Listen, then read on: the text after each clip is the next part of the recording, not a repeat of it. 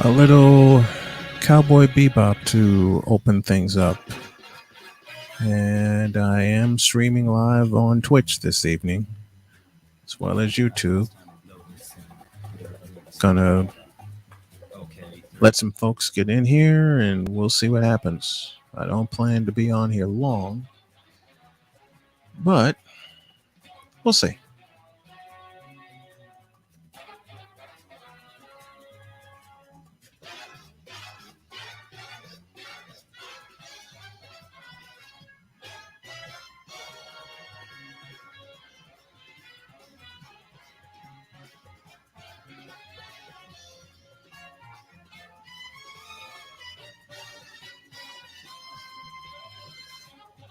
I'm gonna queue up some other music while I wait for some folks to come in. We'll go the game show route. I haven't done a game show theme on my channel in a while. If I sound a little tired, I am. A lot of stuff's been going on. Some good, some crazy. But a lot of physical things I've had going on too.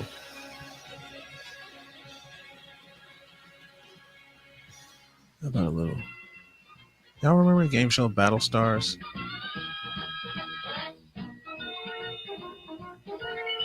That's what I got playing right now. Fair use, fair use.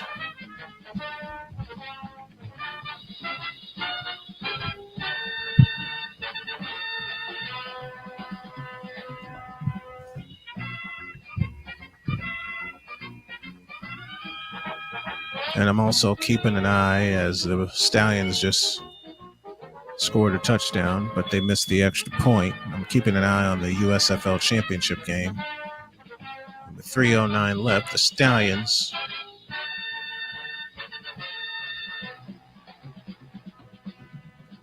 have the lead, but the Stars have it at their own 44.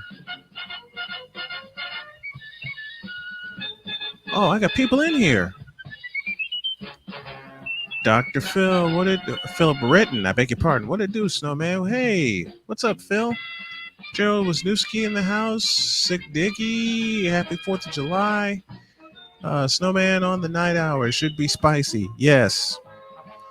And yes, this USFL championship game is indeed wild. It is wild.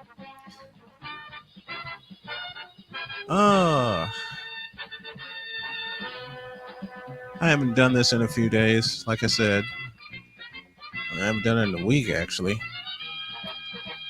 Had some things to get through physically.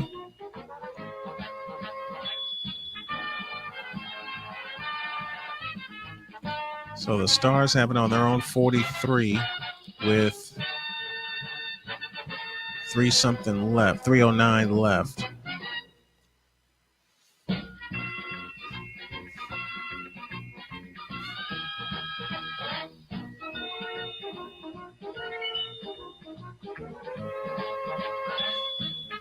My friend Stacy wanted the link to share.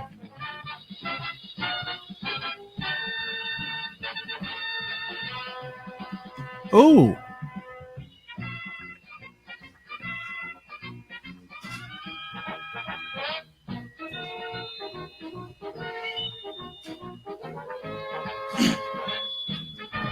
and they just scored again. Costello's pass picked off by Wright, 46-yard touchdown, and the Stallions have just sealed up the USFL championship.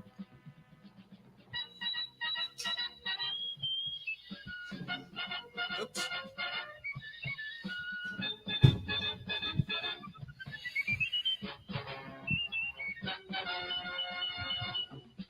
I'm trying to get this microphone situated. That's what you hear.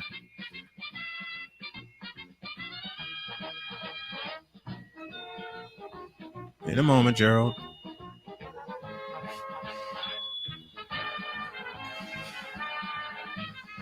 Yeah, this is going to be a little spicy because I heard some things that I usually expose on the morning show.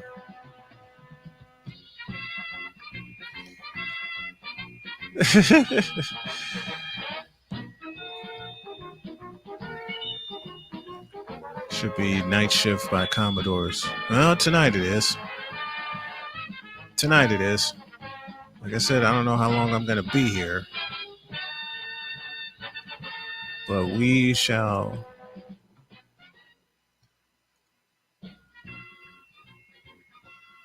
How about a little Card Sharks? Y'all remember the game show Card Sharks, 1978?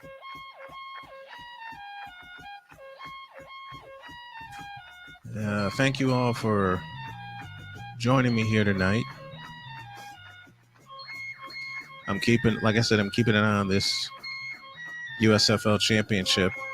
There's 2:53 left, and the overwhelming favorite, the Birmingham Stallions, now own a 10-point lead. They were up 5 at the half. Actually, they were up 11 at the half, 20-9.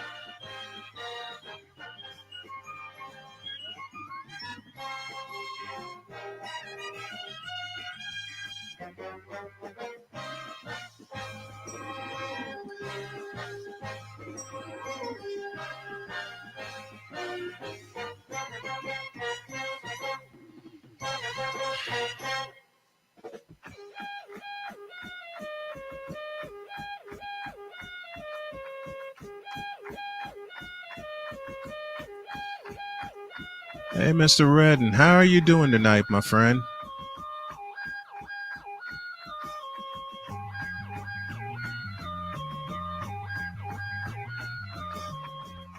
How's everybody doing in here tonight?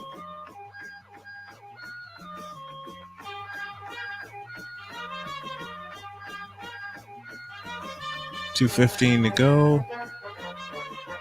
And the Stars are at the Birmingham 35, a gain of 13. Well, they met in week 5, I think, and we're at the 2-minute warning.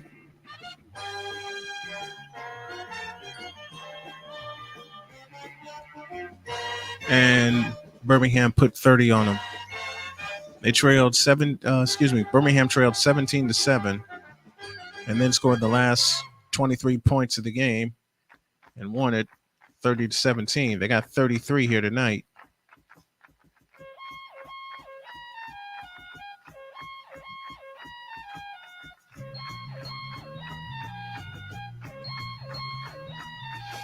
That's good. That's good. And Gerald, I haven't put my camera on yet. I want to see if some more people get in here. Do me a favor, folks. If you can donate to the cause, that would be great. And subscribe to the channel also. Hey, Sick, did I make you a moderator?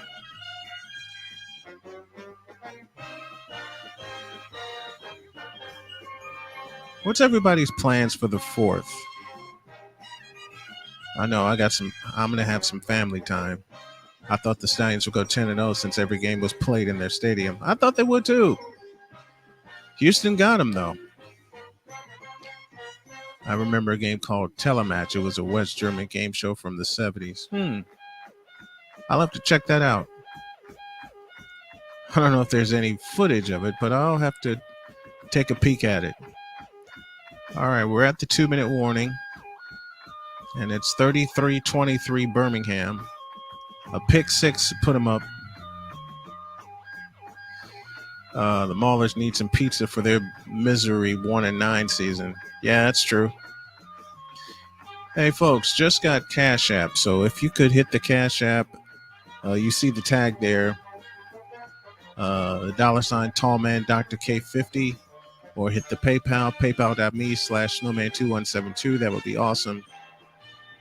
If I do a chat tomorrow, it'll be like at 8:00.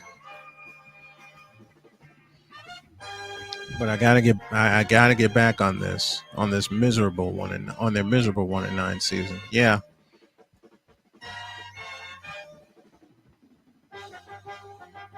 I'm staying home and bug my wife for the 4th of July. We're going to our in-laws, and we're gonna see some family members and have some fun too.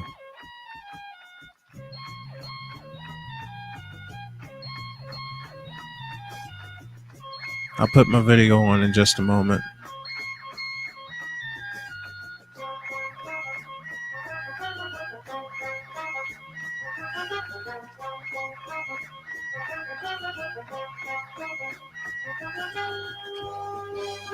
Philadelphia got close. They actually took the lead, but after not scoring in the third quarter for the third time in 4 periods,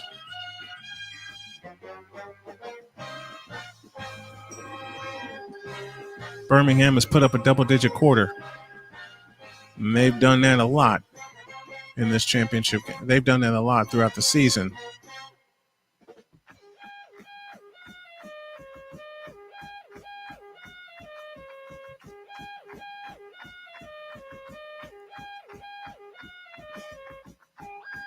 I'm going to be at home with family and holding on my dog during the fireworks, which are going off right now. Yeah, my dog doesn't like fireworks either. My dog hates fireworks. She hates fireworks and she hates... What else? She hates fireworks and she hates lawnmowers. I had to find that out. All right, hold on a second, folks. Go ahead and test my camera.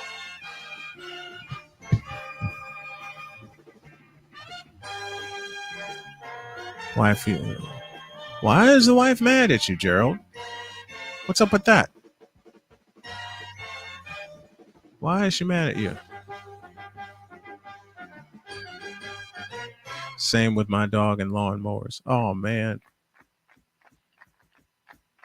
All right, on comes the camera.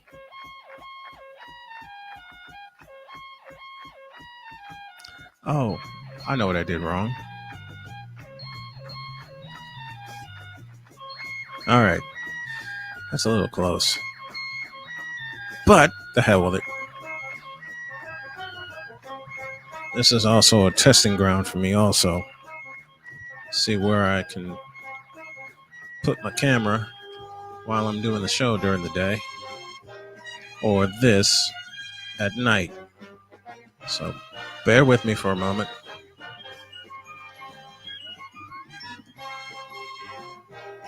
Okay. I think this is where I can put it. And I'm working on getting a backdrop. It's part of the reason I'm doing this. I want to bring some money in so I can... Antonio Labs. What's up, Tonio? What's going on, man? Unless she has something important to say, then why would you? Don't get him in further trouble, sick. What did you do, Gerald, that made your wife so mad? And I say this jokingly because my wife jokes with me all the time. Okay.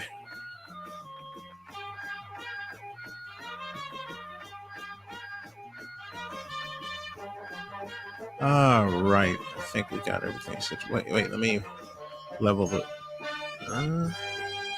There we are. There we are. Camera's level. Touchdown stars, 33-30. Isn't this the highest scoring game of the year?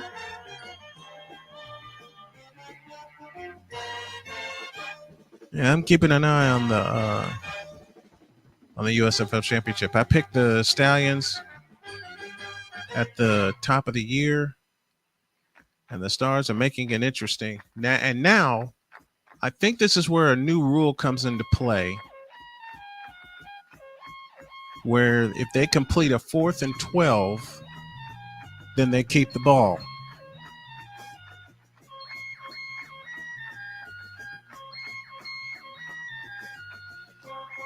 So the Stars are in it. They go 5 plays, 58 yards, and $110.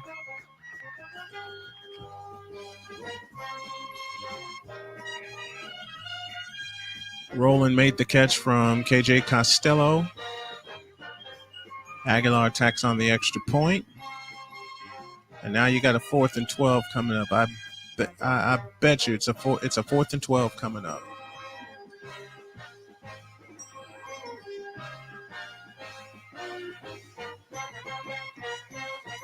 I've seen clips of couples pranking one another. Yeah, so have I. So have I. Hey, we got some people watching. Thank you.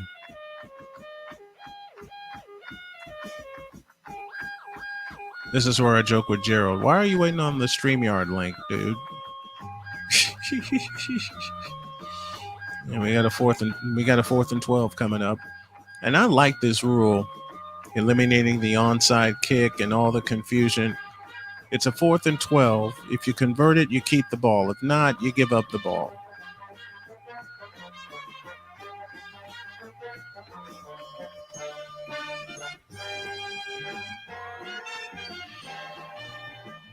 Just about got my new setup done.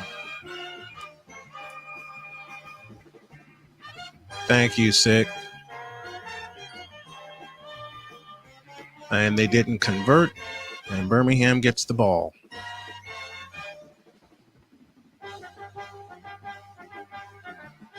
You know what I'm waiting on also a little bit of, let's do a little classic concentration from the mid 80s. That's a game show from the mid 80s that Alex Trebek hosted.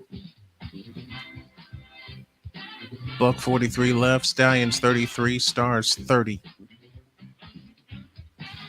Subscribe to the channel and like this video on your way in, everybody. AAF did this a few years ago, and it was a good rule to have. Yeah, I agree.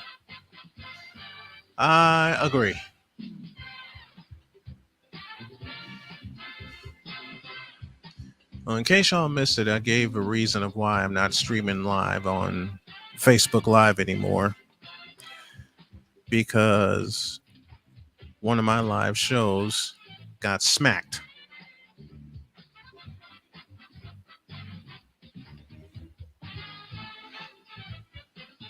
Because apparently a couple of my clips were copyrighted. So they filled it with ads. And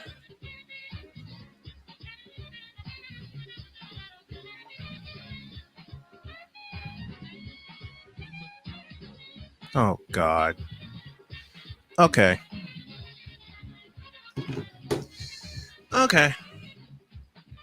So some people are trying to get on my nerve tonight. No, you know what? I'm going to save this for the morning. I didn't offer an argument.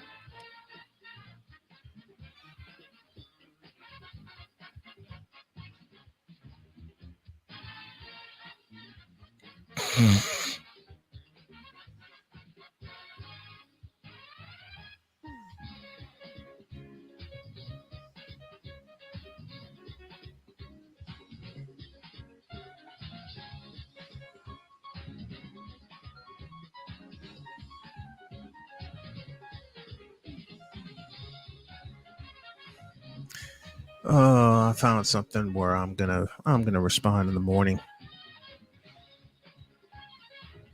I make one little argument. It's crunch time. That game can come down to the wire, or who will make the first mistake. Yeah. Hey, thanks. Thank you. You know what, John? I got a present for you.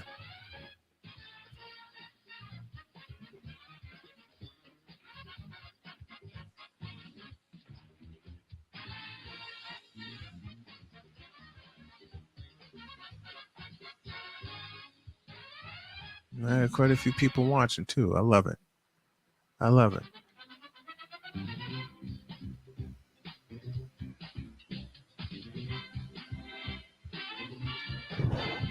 trying to find a way to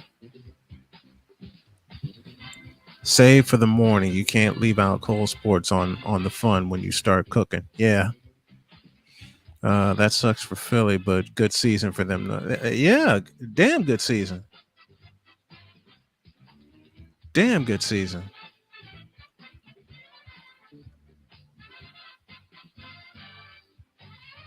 Let me see if I can do it in StreamYard here.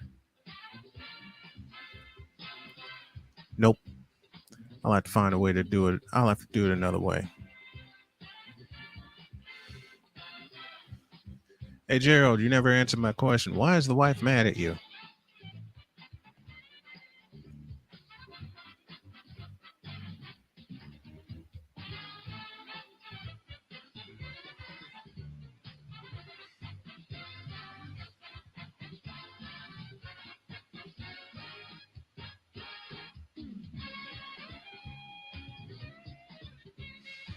Let me pose this question. Let me pose this question. If you guys like college football, and I'm hoping you do, what are your thoughts on UCLA and USC going to the Big Ten? She was talking to me and I didn't answer her. Okay. You did mention that. I'm sorry. Trying to train my eyes on where I could put my head and my microphone. And I got plenty of power with the mic. BGS. Hey. What's going on, OG? Good to have you. AB Media in the house as well. Hey, do me a favor, guys, on your way in. If you can, please give a donation through PayPal or through Cash App. I'll put the Cash App tag up there. If I can find it. Do me a favor, folks. If you can't hit the PayPal, hit this. Trying to complete a mission to get my family back home to North Carolina and a better life and a better situation.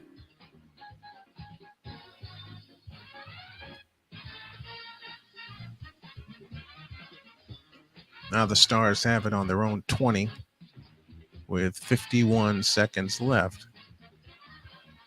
They're going to try. Oh, I got 12 people in here listening. Hey, BGS. I was a Pac-12 Pac-12.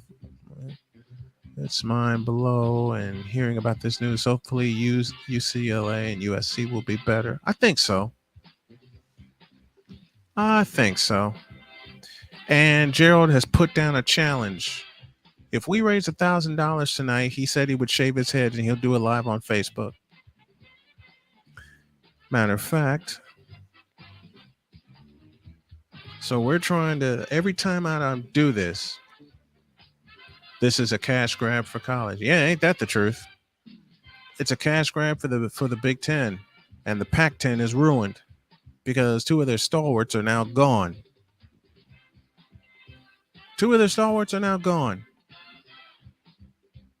And I'm going to hate not seeing USC and UCLA play. Well, it doesn't happen until 2024. It doesn't happen until 2024. But at the same time, wait, how low is the level of competition in the Pac-10? Right now, pretty damn low, to answer your question. Because remember, for about 3 or 4 years, Oregon ruled that conference. I was laughing originally with Riley avoiding the SEC, and now he may be part of the Big Ten. Yep. Game over. Stallions win. Stallions are your USFL champions.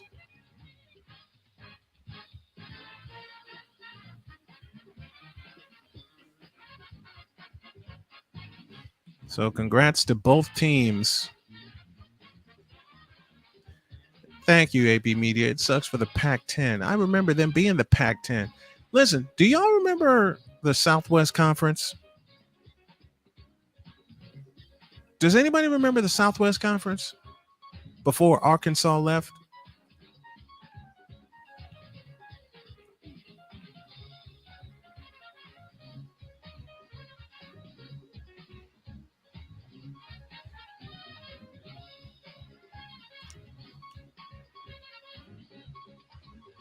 Because I certainly remember the Southwest Conference. It's a final 33-30 Stallions. You're right. The Pac-12 was UCLA and USC. Yeah, for the longest time, it was USC and UCLA. It was UCLA and USC. And then the Southwest Conference merged with the Big 8, and they became the Big 12. That sucked. For me, that sucked. You know what? I'm gonna invite anybody who wants to come up and chat.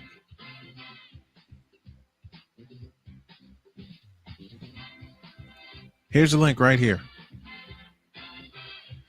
And yes, I am streaming live on Twitch. I figure get back to doing the Twitch thing. Oregon got all that Nike money. Yeah, it's based in Oregon. It's based in Oregon. So that's where all that started. I made sure I sent a note to Charles.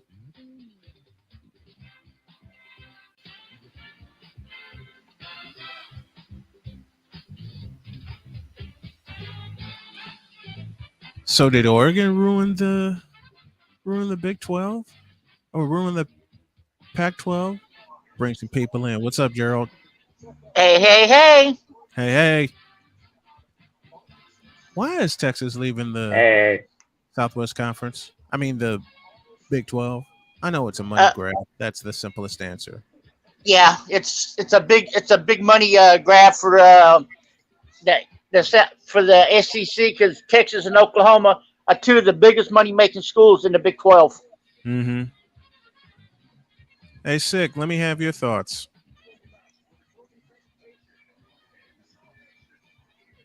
Did I bring him in? Yeah, I brought him in. And now USC and UCLA. Hi, can you all hear me now? Yeah, we got you. We got you, bro. What's up, Sick Diggy? Okay, we got you. Hey, what's going on? Greg, how you been? Okay, here's my question, first of all. Mm-hmm. With USC and UCLA departing the Pacific region, the Pacific Division, mm-hmm. What schools do you think will come in to fill that void? Who could you see coming in to replace them? Boise State. Yeah, Boise State and maybe ESU. Yeah. Colorado State, maybe. But see, Colorado State hasn't been relevant for a while. Boise State has.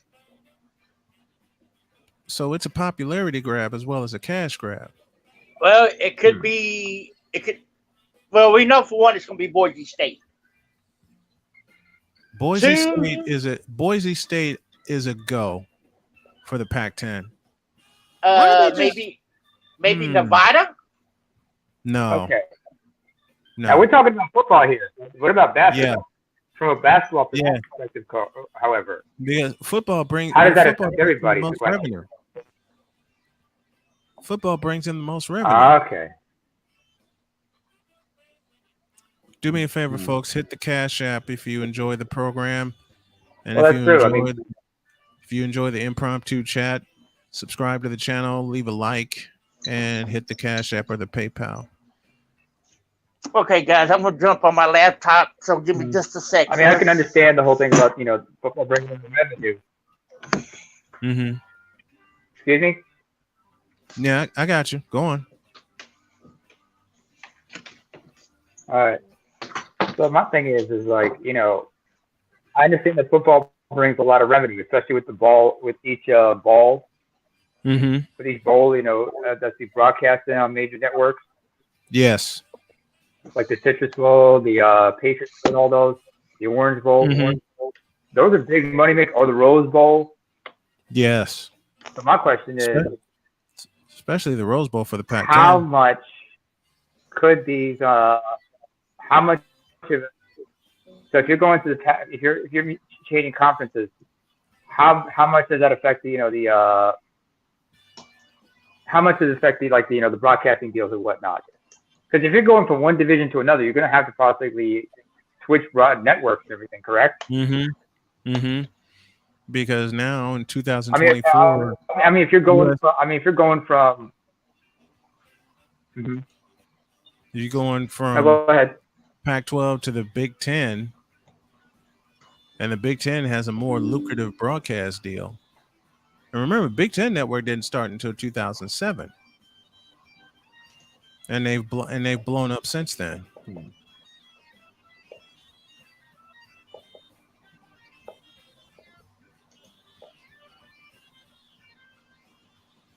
I still hope we have the Battle of LA. Sometimes I hope so too, Phil. I know when I hear I hope things like that, I sometimes it kind of. let's see. You got the what is this? How does this affect the Rose Bowl? If it does, or maybe I might be wrong. It kind of. Let's see, you got the. What is this? How does this affect the Rose Bowl? Hang on for a minute, guys. I'm trying to come in on my laptop, so give me just a sec here.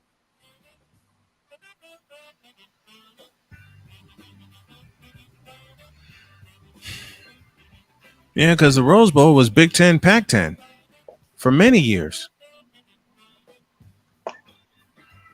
Rose Bowl was Big Ten, Pac-10.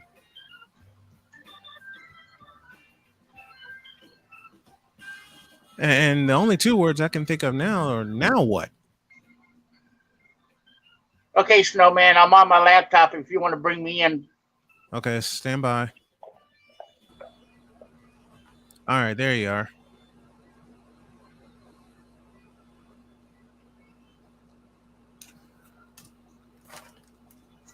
Oh, okay. All right. For many years, who's echoing? Hang on, give me just a minute. Okay. All right. Yeah, for many years it was Big Ten, Pac-10. Who's echoing? Oh, I got the OG coming in. Okay. All right. Hey, what's up, BGS? Hey, man, what's going on? I'm good, man. How are you? Pretty good. I stopped looking at sports, college and pro sports merely what goes on the field. I look more at it what's off the field as far as money, advertising, and branding, and what uh, each location is going to gain. And the reason that the Big Ten will want UCLA and USC because it's Hollywood, and USC Yep. and UCLA it has a link to Asia, which is a broader market, right? More money, more advertising. You got to remember not only the schools. If you look on the field, you get Michigan and Ohio State have a much bigger football program, Right. where UCLA has a If you look on UCLA and USC has a recruiting problem because when people are starting to leave Los Angeles, starting to leave Southern California because of the expense. Yeah. Yeah. So USC and UCLA will gain recruiting advantage because the players like to see themselves on TV, especially from their home places. So they're going to get a recruiting advantage. But the thing is, small states like Michigan and Ohio will actually get a boost from being marketed to not only to the big Western region, a big state like California, but also to Asia. So there's money involved. Why do you think LeBron James came to play with the Lakers? It wasn't because he wanted to win a championship. It's because he wanted to be a billionaire. The same reason that it was a convenience move for him. It was money. It was surely money. It was surely money. It was money and a convenience move because his production company is based in Los Angeles. But the thing is that you got to remember that the Lakers, even from Jerry Buss, the Lakers are always involved with Hollywood from the very beginning, and AEG is deeply involved in production companies, and that's what sold him. Even from Jerry Buss, Lakers are all. And true. And the same reason, if you look at what's his name going from Wilson going from Seattle to Denver, he said, okay, why would he go from a slightly bigger market, with Microsoft and all that down to Denver? And you start reading behind the scenes, and you start looking at Walmart. You start looking at and they just purchased the Broncos. Yeah, they just purchased. Well, also Melody, George Lucas's wife. Okay, she's involved with the fashion industry. Mm-hmm. So naturally, she's the one that recruited him down there because it's money. He wants to be a billionaire. Mm-hmm. So I I've gotten in trouble, looking behind the scenes because even with the Lakers, man, I've gotten like 3 or 4 of my hosts that used to be on Twitter and stuff like Yeah. that. I got them jobs with the Lakers because Mm-hmm. Jeannie Buss said, if you don't deal with him, I'll give you a job. And I got 3 or 4 of them actually jobs because I'm looking at the money, BGS man. handing out the hookups in Las Yeah, I'm Vegas. looking at the money. Yeah, because when Kobe Bryant gave a big contract, I said I Right. realized, okay, he's got a shoulder injury. He can't play. He can only Mm-hmm. play every other game. Why are you giving this money? Because the Lakers have this big marketing deal with the cable company, right? They get Right. With like time 200-300 million. 23, was yeah. it time? It's not Time Warner. Usually It's Time Warner, and I think it's not. Is it Comcast now? It might be Comcast. it's something. It's something else. It's not. Yeah. It's not NBC Sports. That's all over the country. Fox Yeah. Sports has been eliminated and Yeah. calling basketball because now Fox Sports became Bally Sports. Became Bally Sports for the regionals. It's Spectrum. It's Spectrum. There you go. Thank you. But it used to be Time Warner. They get $200-300 million a year from Spectrum, but they have to have a marquee player. That's like they're willing to bust up the team to get marquee players. So I look behind the scenes. So I'm looking at this the same way. Why would UCLA and USC travel halfway across the country to play ball, and why would the Big Ten accept the two West Coast teams, right? Right. Those two It's the same. It's the same way where I got confused where they accept. First of all, this started when they accepted Penn State. Yeah. Oh, that makes sense. Yeah. They accepted Penn State, so 10 became 11, and now Nebraska and Rutgers showed up. I was looking behind the scenes too, broadcast wise, especially when I got in the field. It's crazy. It's crazy how the money just. What did Deep Throat say? Follow the money. You can follow the money. Where 9 times out of 10, it leads you to the truth. It leads you to the truth. They say cui bono, who benefits, right? What do they get out of it? So, and with this, and got to remember, football is dependent, is big money, but also in basketball, it's the tournament. How many teams can you get into the tournament? It's the NCAA tournament. Yeah, how many teams can you get in the tournament? That's where your money's determined. That's where your exposure is. And then what they started doing is hosting the Final Four and the national championship. Since we're talking about money, in big stadiums. That trend, well, they would once in a while host it in Indianapolis. When the Hoosier Dome was up, because I went to the one there in 1997 when Arizona won it all, and then they'd waited. Then 97 is when they started having it in big stadiums permanently, and the smallest since then has been Tampa in 99 when Connecticut won it all. So the big time tournament, the NCAA tournament. Now they have it in places where that must hold, and I read this in the bylaws. They must hold at least 70,000 fans. Yep. You think they don't get a piece of that gate? Oh yeah, they get a lot of the gate plus the TV money, and you got to remember that one thing that we look at popular sports in the United States, right? But we don't realize what translates worldwide. Basketball translates worldwide. Football does not.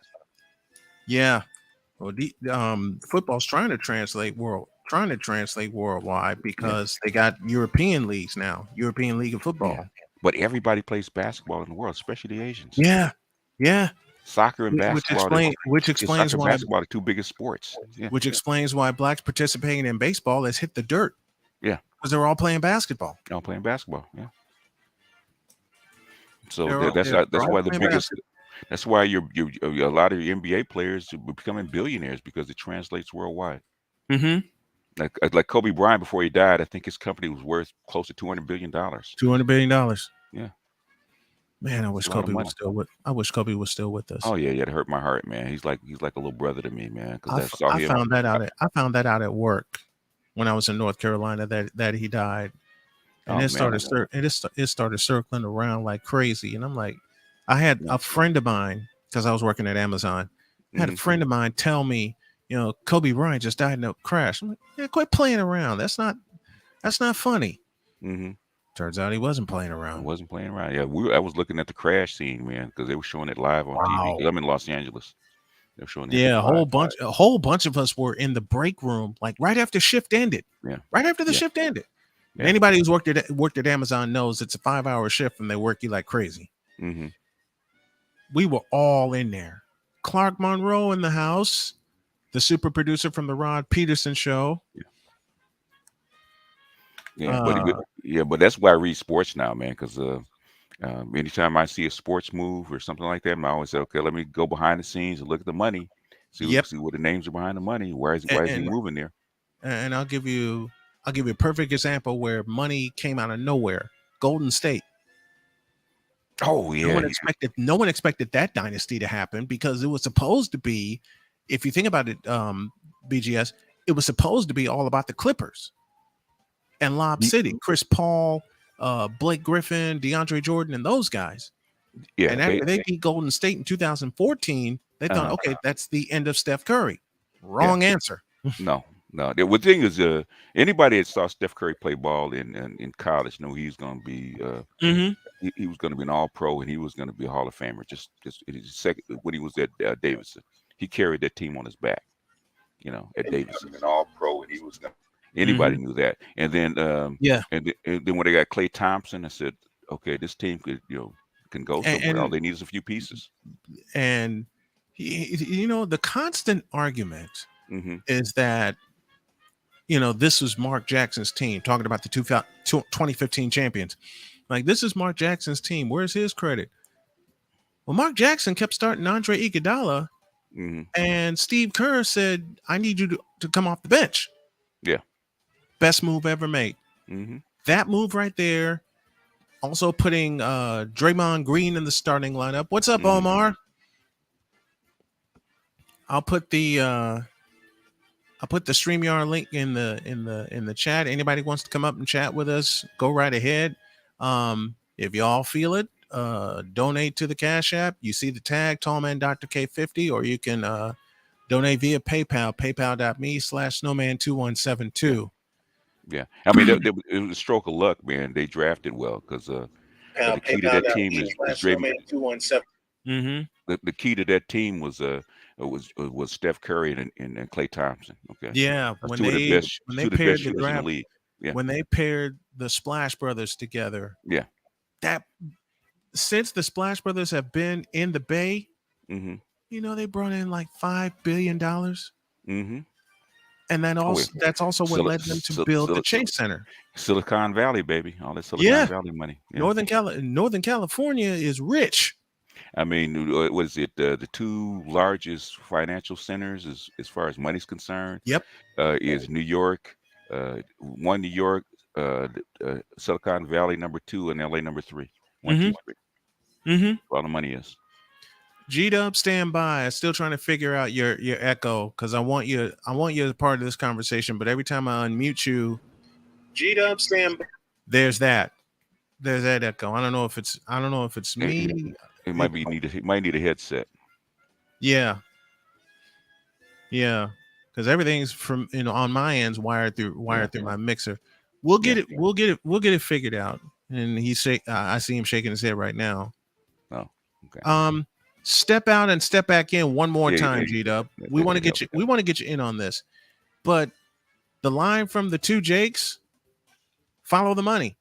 9 times out of 10, it'll lead you to the truth. And I got to tell you, BGS, on a personal note, I'm so glad you joined my chat tonight, because I've missed chatting with you.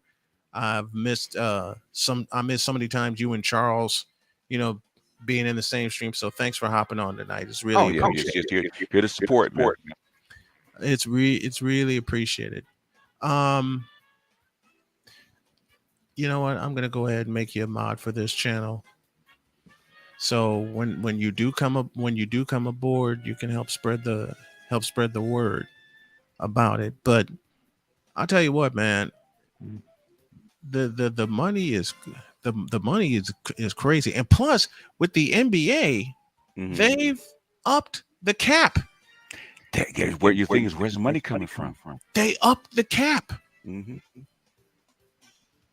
It's up to, I want to say, $123 million now. Yeah, that's ain't all. That's not all. It's crazy. Mm-hmm. Hey, Andrew. Wait, the salary cap? The salary cap is going up. Yeah, that's how come Jokic got $264 million, man. He's got $60 million a year. That's insane. Hey, Andrew. He signed a 5-year deal. Karl Anthony Towns signed a 4-year. These 4 5-year deals are stupid rich. Stupid money, yeah. It's a stupid amount of money. Mm-hmm. It's a very stupid amount of. It's a very stupid amount of money. Now, I will say for the players who earned it, I got no problem. I got no problem with that because your play on the floor will echo and dictate what you get paid. I've always believed that. But some of these other players that like try to test the free agent market and don't get anything, Kyrie Irving, having to opt back in with the Nets, and now the rumor is he may wind up with the Lakers after all. Yeah, if he's trying to get to the Lakers, he's trying to.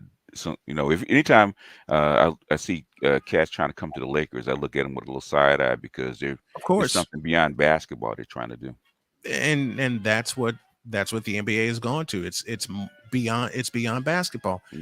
Many people have asked me, why do you follow the Warriors? Are you a bandwagon fan? Listen, I've been a Warrior fan since 2007, since that We Believe team. Okay. That's what turned me on. Actually, you can go back to 1991, the Run TMC days. Okay. With Don Nelson at the helm. Good team. With Don Nelson at the helm, they just couldn't get over the hump. Yeah. Because they either kept seeing the Lakers, they kept seeing the Spurs, and one year they beat the Spurs. One year they beat the Spurs. I want to say that was 1991, but they kept seeing the same teams. They couldn't get over the hump. But that 2017, they were missing a big man. So yes. A quality big man, but that 2017 with Baron Davis in the bunch, that's what got me. That's what got me turned on to them. I follow 3 teams religiously: the Bulls, the Spurs, and the Warriors. I follow all 3 of them, and I cover them for my website. Renton Jr. gives you a salute, sensei. Yeah, salute BGS. Hey, what's going on, y'all? Hey, subscribe. Listen, do me a favor, y'all. Subscribe to this channel. Yeah, please do. Hit the like button. Hit the like button. And if you find it in your heart, hit the Cash App as well, because the mission is to get my family home to North Carolina and create, not redo, but create a better life. And we don't have, as far as the Manosphere, we really don't have a good sports talk channel in the Manosphere. So you'll be a great addition. You do now. You do now. I had to. The key was for me, I had to believe it. Say it again, Stick. Yeah. Can y'all hear me okay? Yes, we got you. Must be experiencing a delay on my end. Oh, okay. I must be getting a delay on my end. Yeah. I mean, it's like 5:20 in the morning over here. But yeah, like what you said about how both basketball and soccer transcend. Soccer is like it's become pretty big business, especially it's big time. I mean, first of all, I grew up playing soccer as a kid. Okay, so if you go back to the early 2000s, I'm sure you guys might be familiar with his name, Roman Abramovich. Because of what happened in Ukraine. I am familiar. He made headway when he purchased Chelsea. And once he purchased Chelsea, he brought in a lot of money. They started bringing in players. The next thing you know, they're winning the British Premier League Championship. Right. You see the same thing with the I forgot which one of the families, UAE, one of the Emirati families. They purchased Manchester City. And next thing you know, they're bringing in all kinds of players and whatnot, and they end up achieving success in 2011 and 2012. Mm-hmm. And just recently, now I think it's the Saudis are now trying to purchase the Newcastle United, and you see groups like this just put in money like this, and a lot of players that want to come to these leagues where it's pretty lucrative and everything. Yeah. Another example, while this is going on in the UK, was where they're making big money in Spain, especially because of the economic crisis. You've seen a lot of Spanish clubs, Spanish franchises going under because they can find adequate investors and whatnot into these leagues. Same thing like in Eastern Europe where there's a lot of corruption and everything. But the money that's spent in these leagues, and there's no salary cap. So they can purchase players willy nilly as much as they can, but we were just talking about that with the NBA. Let me shout out AB Media. Go ahead. Let me shout out AB Media 83 joining the conversation. What's up, AB? What's going on, man? Hey, what's going on, Snowman? Hey, thanks for staying up. That was kind of a shocker that you kind of dropped on me when I first came in. Mm-hmm. So let me get this straight. You said UCLA and USC are going to the Big Ten? Yes, 2024. Makes sense. And it's and we were talking about it's a money grab for them. Of because course. now they're transferring networks, because if you think about it, in 2007, after ESPN swallowed up ABC Sports, all these conferences are coming out with their own networks now. Big Ten started that in 2007.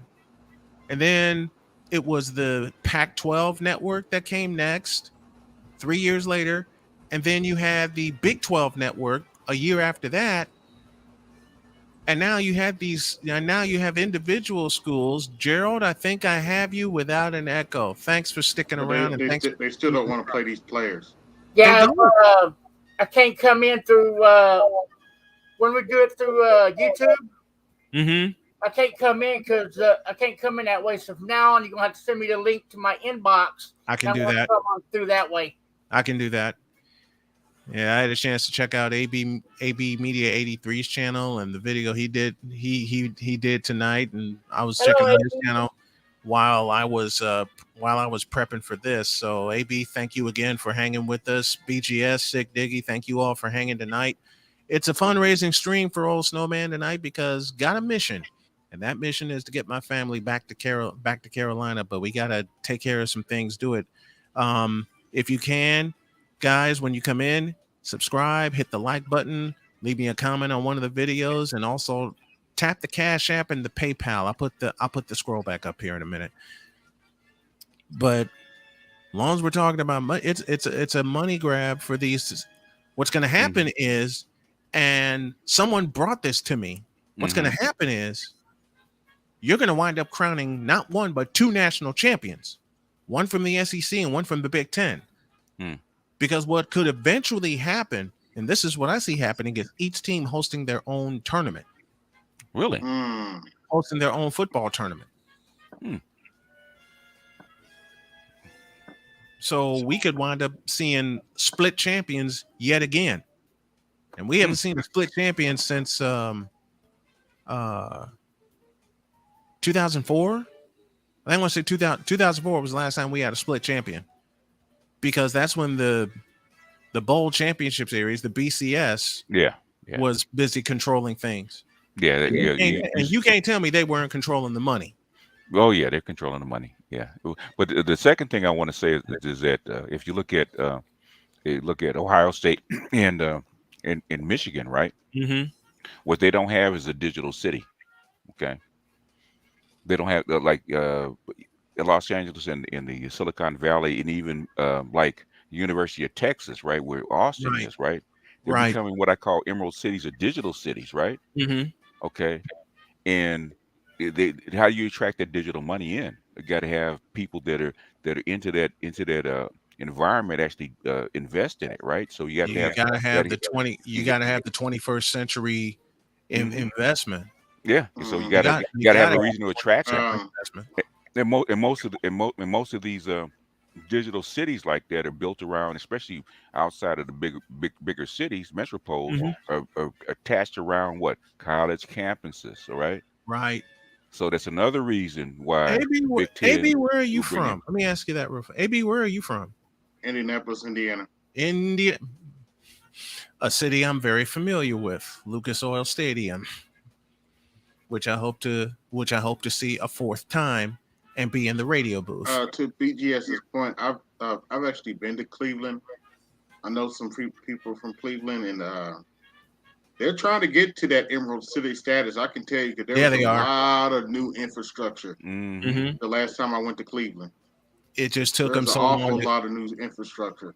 It just took them so long to get there, right? Because the last time I was in Cleveland was 2005, and there was no infrastructure there, even with the colleges that I visited, Cleveland State being one.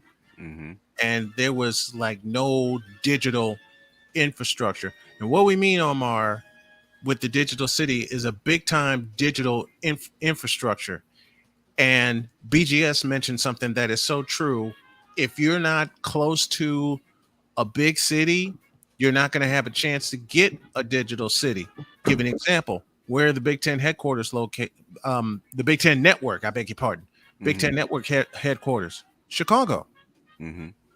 Big Ten headquarters, Indianapolis. There are two digital cities right there. Not to mention down here in Austin, we got the Longhorn Network. Yep. And they funded, and the crazy thing about the Longhorn Network, they funded that themselves. Yeah. And it also got, go ahead. But it's still a digital city, and it's a big time player in the digital media market. Yes. Yeah, you know where Austin, if you think back, you know where Austin made its move to actually attract the Silicon Valley type people into Austin, South California? by Southwest. No, South by Southwest. Remember it used to be Burning Man, and right after that, Austin started the South by Southwest festival. And they catered to these executives, right? Yes. Back in 1998 or so. I live down here in Austin. I live in Austin. So yeah, around 97, 98, somewhere. 98, yeah, right around that. I said that when I saw the kind of people they were attracting, people actually going down there. So, oh, I see what they're getting ready to do. Okay, they're trying to build a Silicon Valley right around the University of Texas. And they did that. 20 years later, that's what happened. And they're basically doing when they built Lucas Oil, same thing. Because I remember being around when they built Lucas Oil. The last year the Colts played at the RCA Dome. The infrastructure was going up then, and it was also going up at Bankers Life Fieldhouse. I think it's called AB. What's it called now? Gamebridge Fieldhouse. I have no idea. It was considered Fieldhouse at first. The Staples Centers is the crypto center. Look. Oh, guys, they changed the name of the Staples Center. Yes. Crypto.com Arena now. Wow. They call it what's funny? You know what's funny? I was watching a highlight pack. I was watching a Laker highlight package. They were playing Minnesota. They're playing Minnesota. And I'm looking for the familiar red writing on the floor that says Staples Center. And that's when my friend got a hold of me and said, "You're not going to see that anymore." Why not? Then I saw the name of it. And I'm going, "Are you serious?" Crypto. Wow. Listen, if that doesn't frighten the daylights out of you and tells you get the, how did Fresh Prince put it? Take heed to my rhyme and get the hell away. Why would you go into a place called crypto.com arena? That first word right there, crypto. And a lot of people have been taking a hit investing in crypto lately. Crypto has been falling through the floor. Yeah. So why would you go into a place called crypto.com arena? Wouldn't that give you the creeps? Yeah, when they first announced it. Wouldn't that give you the creeps? Yeah, it would. It sure as hell would give me the creeps. Hell, let me be totally honest. Los Angeles gives me the creeps because the city is so spread out, and yet there's traffic up and out the ass on every highway. I've never seen Los Angeles in person.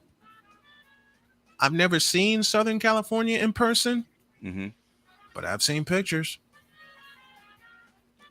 And the thing that Los Angeles nearly messed up and nearly cost themselves the Super Bowl.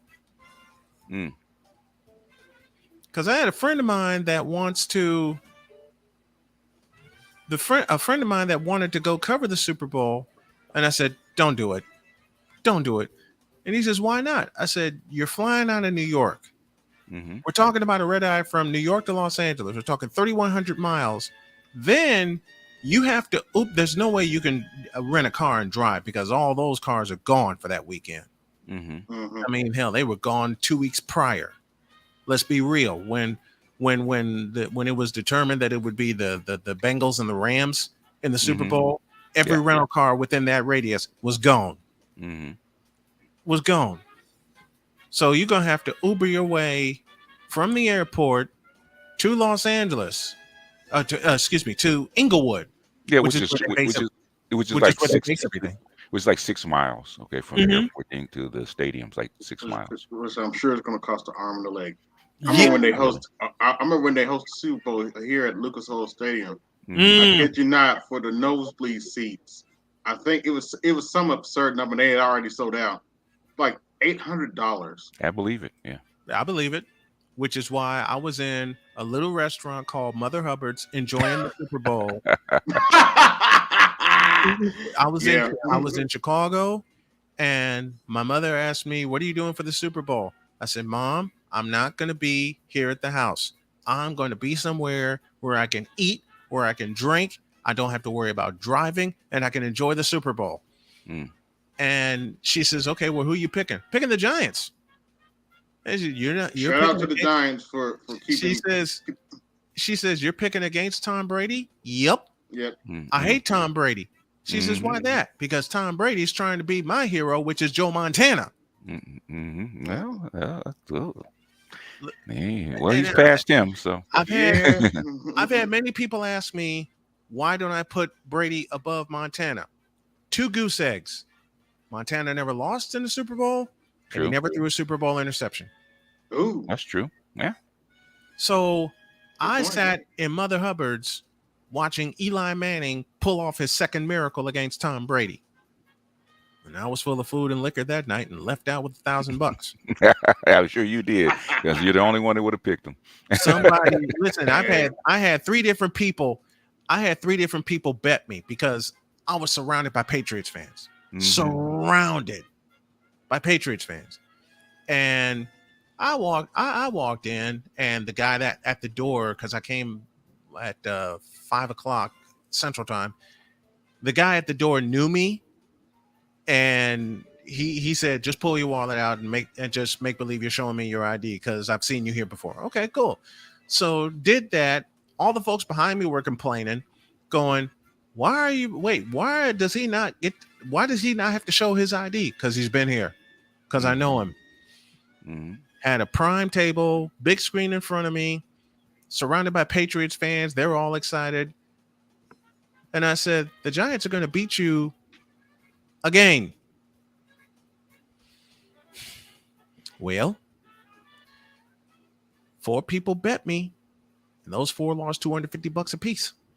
Yeah, it doesn't. That catch with the homeboy catching that ball with his helmet doesn't hurt. That David Tyree catch didn't hurt. Yeah, and that Mario Manningham toe tap up the sidelines at Lucas Oil Stadium didn't hurt either. Yeah, that's true. True. That's true. My nephew's named after Tyree because of that catch. Beautiful. Sick Diggy with us. The 405 and Santa Monica freeways are notorious for their rush hour traffic jams. I've driven in Chicago traffic. I will never, ever drive in Los Angeles traffic. You know what the worst traffic actually is, believe it or not, in Southern California? What's that? Is I-15 coming back from Vegas after a holiday, man? It's a parking lot. Geez. That's a 300-mile parking lot. Oh my Imagine God. driving at 15 miles an hour for 300 miles. Okay. Oh my goodness, yeah. If I ever make that track, I fly in, I fly out. Yeah, that's best. I got one worse for you. I got one worse than that for y'all. Go ahead. Try me. Down here in Austin, Texas, during rush hour on I-35, it's bumper to bumper, 5 mile an hour. No, I can top that. And this is a specific situation, but I can top that. The day of Barack Obama's first inauguration, 2009, I woke up and it was clear as day. No snow on the ground, no nothing. Oh, that's a bad omen. That's a horrible omen. And I had to drive in I had to drive in from Gary, Indiana, because that's where I was living at the time. I had to drive in from Gary, Indiana to Chicago and go to Chicago State because I had a game that night. I got a phone call from one of my buddies saying, you need to come get me now. Like, dude, why am I coming to get you now? Have you seen the weather report? I flipped on the television, took a look, and I said, Corey, I'll be there in 45 minutes.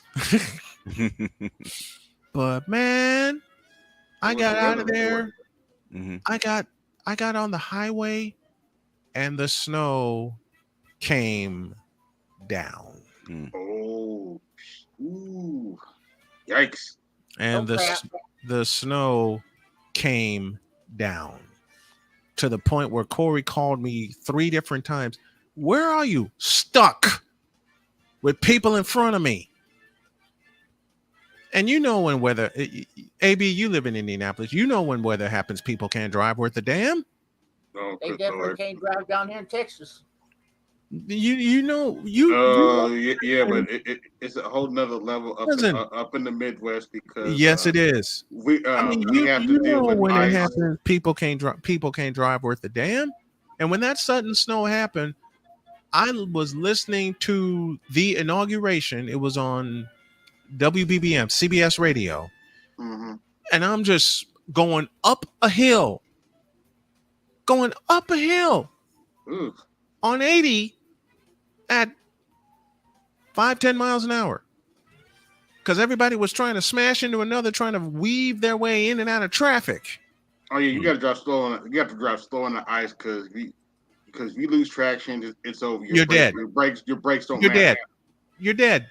I've done I've done a couple 180s. Ooh, so have I. And I live on a hill too. I've done a couple 180s trying to go up and down those hills. It's no joke. But yeah, I was laughing at my cousin. He live in North Carolina. I kid you not. You about to bust out laughing. They shut down. He lives in Charlotte. They shut down the whole city. They shut down the whole city over a foot of snow. I got one better than that. I just busted out laughing like, that's Tuesday here, right? Down here in Austin. AB, I got one better than that for y'all. And I know BGS is gonna get a kick out of this. The first time I lived in North Carolina was 1995, and I had to go to work. I didn't have a car at the time, so put on my coat, my hat, my gloves, and I'm walking toward the bus stop. I look to my left and there's a ton of cars flying down the highway. I lived in Greensboro at the time. Flying down the highway, cleaning out every Harris Teeter within a 5-mile radius. Why? 3 inches of snow fell. What? 3. That's 3. Nothing. That's nothing down here in Austin. And then, you know the craziest thing? 3 hours later, it was 61 degrees. That's the sin. 3 hours later, it was 61 degrees. I'm quietly putting my hat and my gloves away. I got to the restaurant where I was working, and some of my buddies was like, "Did you see that snow? What snow?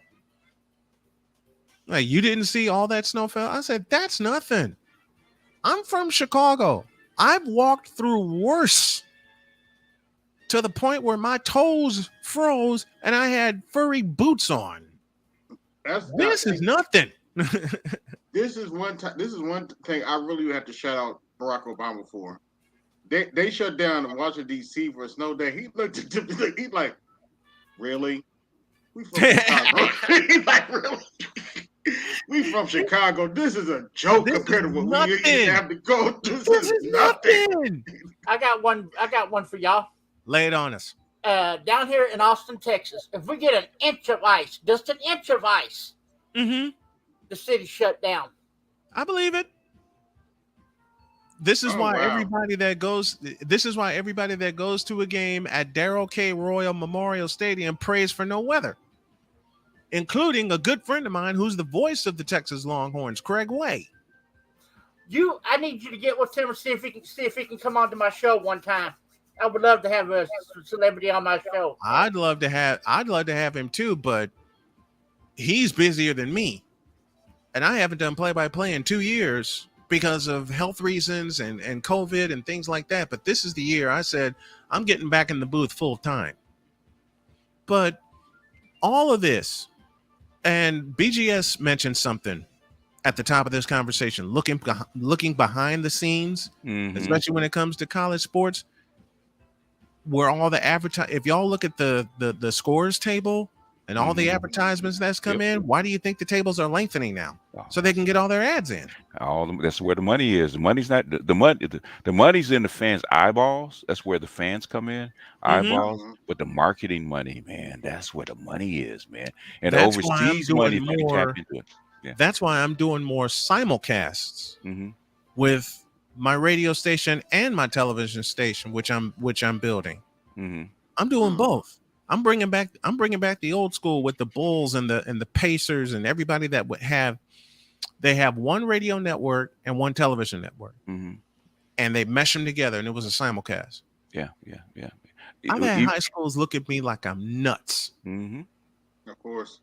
But I got one down in Winston-Salem that's interested. It's like, you let us know when you finish kicking cancer in the ass, and we'll meet and we'll set things up. I'm like, cool. Just like we were talking about earlier, Snowman, about Texas and Oklahoma going to the SEC. Then again, that's all about money, because if you stop and look, who are the two biggest? Which two schools in the Big 12 are the richest? Texas and Oklahoma. And that rivalry game, I will tell you right now, that rivalry game is going to move from the Cotton Bowl. Oh yeah. It's going to, when they join the SEC, it's going to move from the Cotton Bowl to Jerry World. Mark my words. Because it's good that you have 90,000 people in the Cotton Bowl and at the Texas State Fair. But what are you going to do? But every stadium, save Missouri, in the SEC, hosts how many people? 100,000. Right. AT&T can hold up to, I think, 140. 103. Austin's gonna build a new stadium, man. Mark my word, man. Because I've seen. Well, they already got it. They got it. It's Darrell K. Roy Memorial Stadium. They just blew the south end zone to shreds, and now they're rebuilding it, and they're going to have the biggest damn scoreboard in the SEC. And now, how many do they hold? Starting next season, this coming off season, I heard they're going to start on the east end zone. Yep. They're going to make it bigger. And it's still not going to knock it below $100,000. That's what kills me about these. It's still not going to knock it below $100,000. The SEC, if I'm correct, is the only conference where the majority of their stadiums, including Alabama, holds 100,000. That's what kills me about college. The college football stadiums are actually bigger than the NFL stadium. Well, college did. Because I use the example. NFL is geared to a different market, though. And I'll use Texas as an example. Once upon a time, Memorial Stadium was not named Darrell K. Roy Memorial Stadium, and they barely held in 1990. They barely held 70,000. 60,000. 70,000. That was in 1990. 30 years later, you're talking about a stadium that could expand bigger than Michigan Stadium. Mm-hmm. Because once they get to by the way, even back then, that's still as big as the RCA Dome held about 65,000. Yep. I've been in RCA before they blew it to smithereens, and I've been in Lucas Oil 3 times, calling the Circle City Classic. And I got a funny story about that. The first time I did the Circle City Classic was 2014. Mm-hmm. I got to the right person. They said, we got credentials for you. Are you by yourself? Yes. Okay, then we'll hold 1 credential for you. I get there, I get set up, and I already had taped my pregame show, which was 90 minutes. My roommate at the time was such a dumbass. He expected me to drive my car, which was a 91 Toyota, from suburban Chicago to Indianapolis. Meanwhile, he's toting a 2013 Kia. I said, to hell with this. I'm going to use his car to get to Indy. So I kind of told him I had a game in Chicago and that I'd be back that night. Soon as he said it was okay, I put my gear in the back seat and took off. Oh, boy. And his rule was, you can drive the car as long as you keep it full of gas. I'm like, no problem. Because I did a game the night before at Marist and had a few bucks in my pocket. So I made sure that I filled up before I left Chicago and before I left Indy. But there was no way I was driving that 91 Toyota to Indianapolis. I was not on a 3-hour drive. I am not taking any chances. Yeah, I don't blame you. I was full of caffeine. Full of caffeine that day. I'm gonna keep it funky for you. Most of us only go to Circle City Classic for the band fight. For the bands. Yep. Nobody goes to the football game. We go to see the halftime show with the band. Mm-hmm. Hey, Sick had a good question. What does that do for Texas rivalry with Texas A&M? Would the Aggies have to switch divisions as well? What about Oklahoma State? You can still have a rivalry, just like USC. USC Notre Dame has been a rivalry for how many years? Mm-hmm. So and they're still going to keep that. Yeah. They're unlike basketball. They're keeping the rivalries in football. Mm-hmm. And Texas and Texas A&M, when Texas makes the switch to the SEC, Texas and Texas A&M. Y'all remember the bonfire that killed the rivalry? Mm-hmm. And killed people at the same time. They're going to start that again, but it's not going to be as big. They're not. It's not going to be as big because remember, every year Texas A&M, which was every other year, Texas A&M hosted Texas, and Texas A&M would build this bonfire, and every time they hosted it, it kept getting bigger and bigger and bigger, and then one year it was just so far out of control that it killed a lot of people. I think it killed like 12 or 13 people and injured many more. Mm-hmm. Yikes. Yeah. That's crazy. And that's why they had to kill that's why they had to kill the they had to kill the bonfire. They had to kill that tradition. A&M had the bonfire. Mm-hmm. We had the Hex rally. Yep. But the SEC is the only conference. What's the discussion? Money and sports. Mm-hmm. Jagnavision. Hey, Jagnavision. 1, thanks for coming aboard. 2, drop a comment, a like, and leave a subscribe. And 3, and if you can, tap the PayPal or the Cash App. But money has gotten college sports out of freaking control. Yeah, it has. And these NIL deals are going to kill it. Why do you say so? Why do you say that? Alabama. Look at Alabama. Nick Saban is paying his players. I mean, he basically got called out by Jimbo Fisher. Saban doesn't like being called out. No, you don't. Especially since he lost a national championship game to Georgia.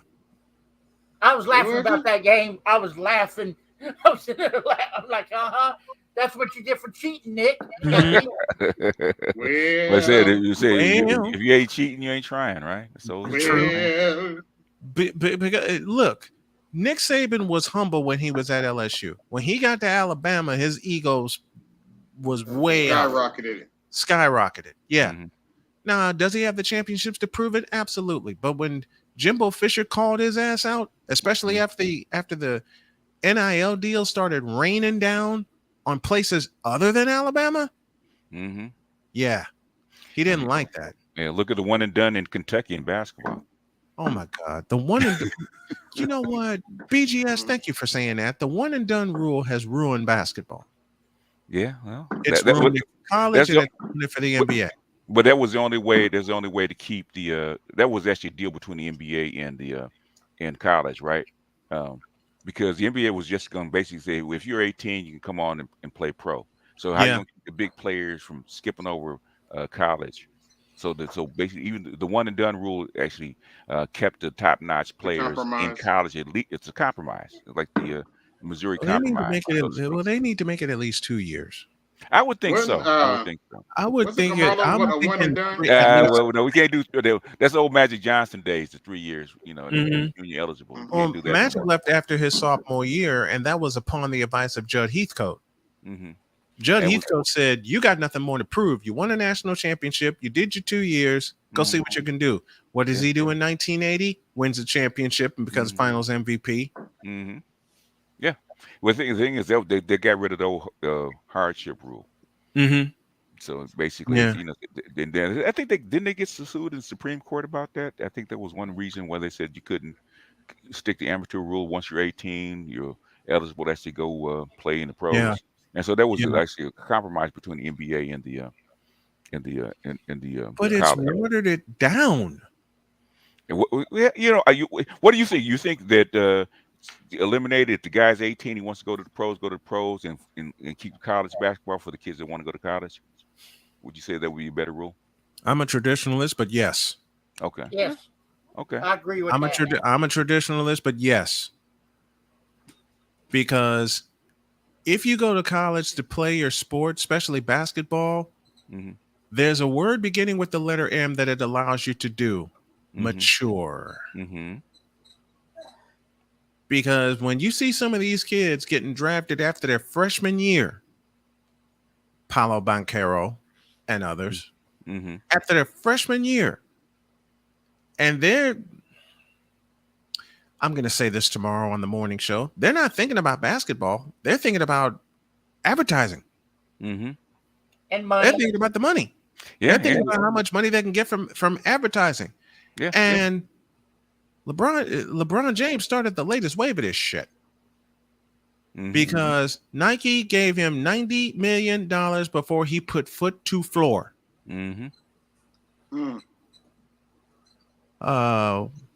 Reynolds in the house. The responsibility is on the team's GM. If the player is not ready, don't draft them. Absolutely. Easier said than done.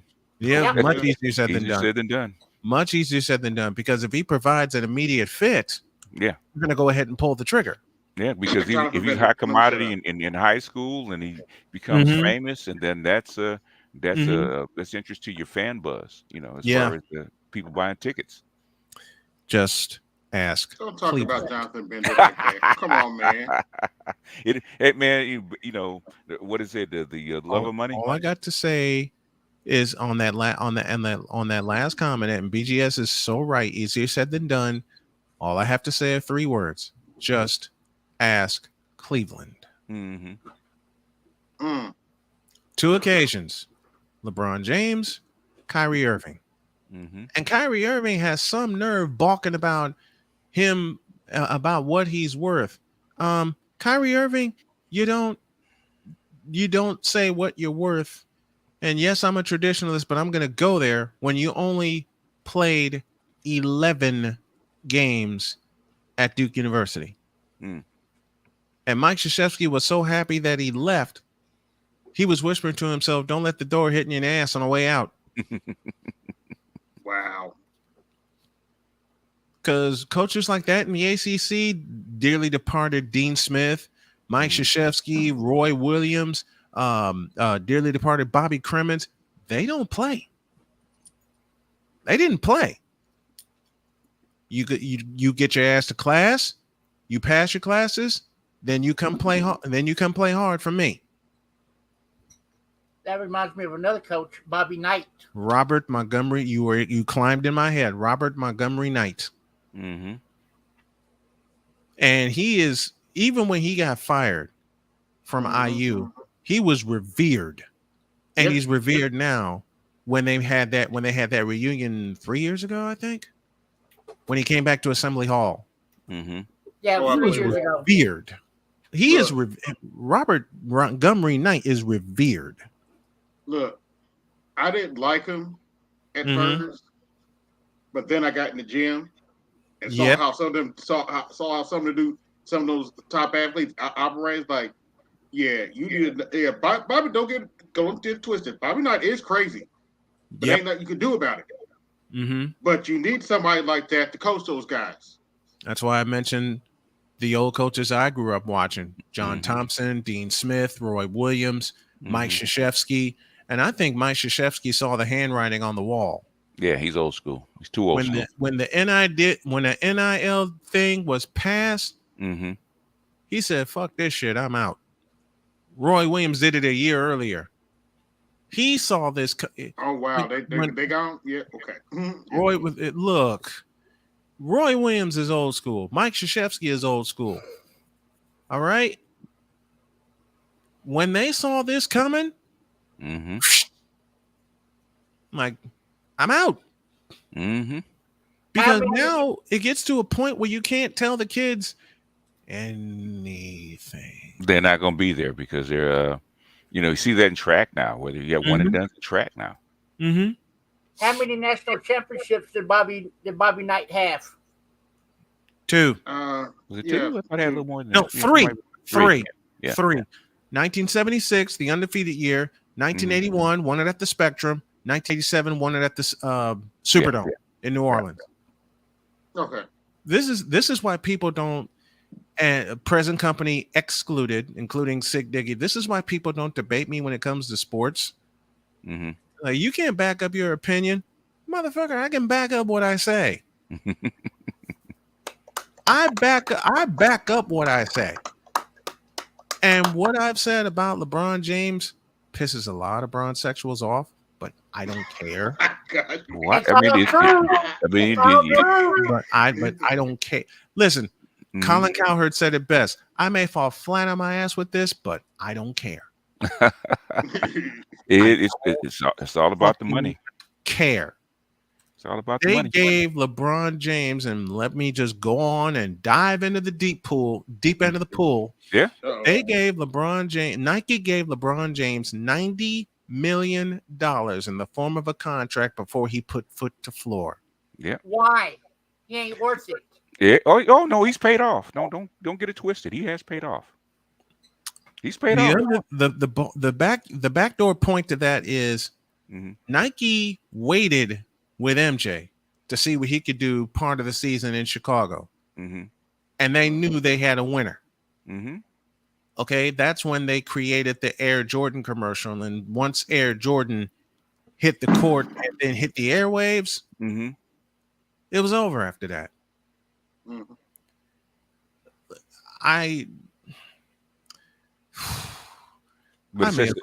It's just a bad precedent, though. But even though you can't, he's a Hall of Famer, many times over. So he paid off. Whatever Nike paid him, Nike made 10 times that amount of money off LeBron James, maybe 100 times. So he paid off as far as a financial investment. I think it's just a bad precedent by doing that. Remember when they did it? I don't think he had graduated from high school yet. He hadn't. And he was driving around in a Hummer. Yeah. In a Hummer. And nobody wants to bring up that scandal either. No. They want to protect LeBron James's name and not soil it. And no one wants to bring up the fact that he, not his mother, as he claimed, he was driving around in a brand new Hummer. Yeah, at 18. They were in. He was in a Hummer at 18, and the only time he was questioned about it, what did he say? This is my mother's. No, I wasn't.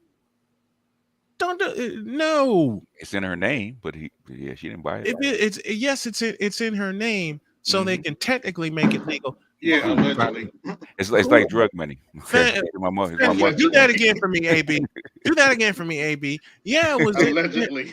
It was in her name, but who was driving it? Mm-hmm. Even the night of the draft. Got another comment here. So you could play tennis, golf, and track, Ariane Knighton. So the black young man playing basketball can't get paid. There has been many players going back to Wilt that were ready to play. True. Mm-hmm. Damn true. His mama, that situation with Delonte West, I think it's who it was. Set him off. Yep. Set him off. Set him circling down the drain. Nah, yeah, and that doesn't surprise me because, as I said, I know brothers from Cleveland, and they flat out told me that she was a well-known groupie long before LeBron James was born. Mm-hmm. Yeah, before LeBron, we're talking over 30 years before LeBron James. She was a well-known. So she was just being herself. Mm-hmm. Yep. In other words, she was just being herself. She was a well-known groupie in Cleveland long before LeBron James was born. Mm-hmm. Wow. Yeah, and again, AB gentlemen, no one wants to bring up that scandal. Yeah, they bring it up, but it's in hushed tones. Yeah. Very good. Thank you, BGS. Thank you, OG. I only know because I've talked to brothers from Cleveland. So it is hush hush. And I'm not surprised. Yeah, there's a lot of stuff hush hush that goes on, man. Because like I say, my son plays semi-pro, and my sister used to be in the game, and gym rats talk. Yes. Gym rats talk. So the gym rat beat, because heard lots of stuff. Gym rat beat. Cough, Steph Curry. I'm about to say that the stuff you said about Steph. I'm sure that's Steph Curry. Yeah. The gym rat. You missed it the other night, Snowman. What I missed? I went off on delusional Cowboy fans. Oh, I didn't miss that. What is it about Cowboy fans, man? I don't understand. Let me explain. Gerald, I'll take this one, and then I'll let you in. Let me take it first. Okay, go ahead. Some Cowboy fans like to live in the past. That's the truth. Me being a true diehard Cowboy fan that I am, I don't live in the past. No, you speak the truth, and I love that about you. And what I was saying was these Cowboy fans that are happy with going around saying we need Dominican Sue, they're delusional. We don't need him. And if you're happy with an O.P. Taylor-looking dude as an offensive coordinator, you're delusional. And if you're happy with a fat marshmallow man as the head coach, you're delusional. I mean, what happened to Dominican Sue? Because he was a very dominant defensive player. What happened? He just stopped playing. Was being the operative word. He changed teams. He's like a used condom. He gets passed around more times than anything. Oh my gosh. I love it. Sydney Constellation. I'm a diehard Colts fan. I'm under no illusions. They sucked last season. Yeah, they did. They lost to Jacksonville. Listen, you know what pissed me off about the Colts? My wife's a big time Colts fan. You know what pissed me off about the Colts? They had 2 shots at the end of the season to clinch Jacksonville playoff. Oh my gosh, that is so embarrassing. They led Oakland by 10 points. They led Oakland by 10. Okay, and they let them get away. And then the first drive against Jacksonville, it was right after Christmas, and my wife and I were both sick. We had both been diagnosed with COVID. Oh, I'm sorry to hear that. So look, hey, it was Christmas and we kicked it in the ass. We both did. Okay. So we saw that first drive against Jacksonville and knew the game was over. Oh, really? She went to sleep. I went to sleep. The only time listen, she was already laying down. Like I said, she had been sick, and I wasn't doing too good either. I was trying to sit up. Big mistake on my part. That first drive against Jacksonville where they punched the Colts in the mouth and then made them turn the ball over 3 times. I looked at my wife and she looked at me and we were like, this game's over. Yeah. And knocked out. And knocked out. The only time we woke up was when the 49ers were busy rallying against the Rams in the second half. Okay. Now here's a question for all 3 of y'all. Y'all follow football real close. Yep. Okay. What dumbass OC that you know of that's going to call a passing play with 14 seconds left on the clock and the quarterback does not call an audible out of it? Oh, boy. One that doesn't want his job. yeah, pretty much. That's Kellen Moore and Dak Prescott. Yep. What the thing is that, you know, either something's wrong with your quarterback during that game, he's been partying too hard, or there's something else going on. And he doesn't trust his quarterback. And he's not worth no $90 million. No. Oh, we figured that out. That jacked up Ewok. I mean, and they're going to give up on him. They pay him $90 million, and before that contract is up, they're going to give up on him. Good. Hey, goodbye. It's why you pay him $90 million. That's what did you see? LeBron James is a safe bet for whoever bets on him. Every team he visits gain more weight, no matter how much you dislike him. With the weight he carries, he's doing what most dreams of. Give me that. That's true. But LeBron James for the Lakers actually paid off. Okay, they needed one more championship, and basically they invested in LeBron James and Anthony Davis because they needed one more championship. They got their championship, so for the Lakers, that bet paid off. Now they have to rebuild a team because they look how many good young players they had to give up to actually get this accomplished. And how many of those young players are actually succeeding now? Oh, lots of them. Out of Los Angeles, since they got out of Los Angeles. Yeah, lots of them. Most of them are actually up and coming young players. Look at New Orleans. New Orleans wouldn't be nothing without those players that the Lakers traded. New Orleans wouldn't be nothing without C.J. McCollum. I'm waiting that to see what that trade put them over the top. Well, that's a piece that they needed. Here's a piece that New Orleans does not need. I know I'm going to cause a lot of rift, but Zion Williamson needs to go. Yeah, he won't lose weight. So yeah, if he wants, I'm waiting to see what Snowman says about Cowboy fans. Yeah, so that was the first thing. Zion Williamson is not committed.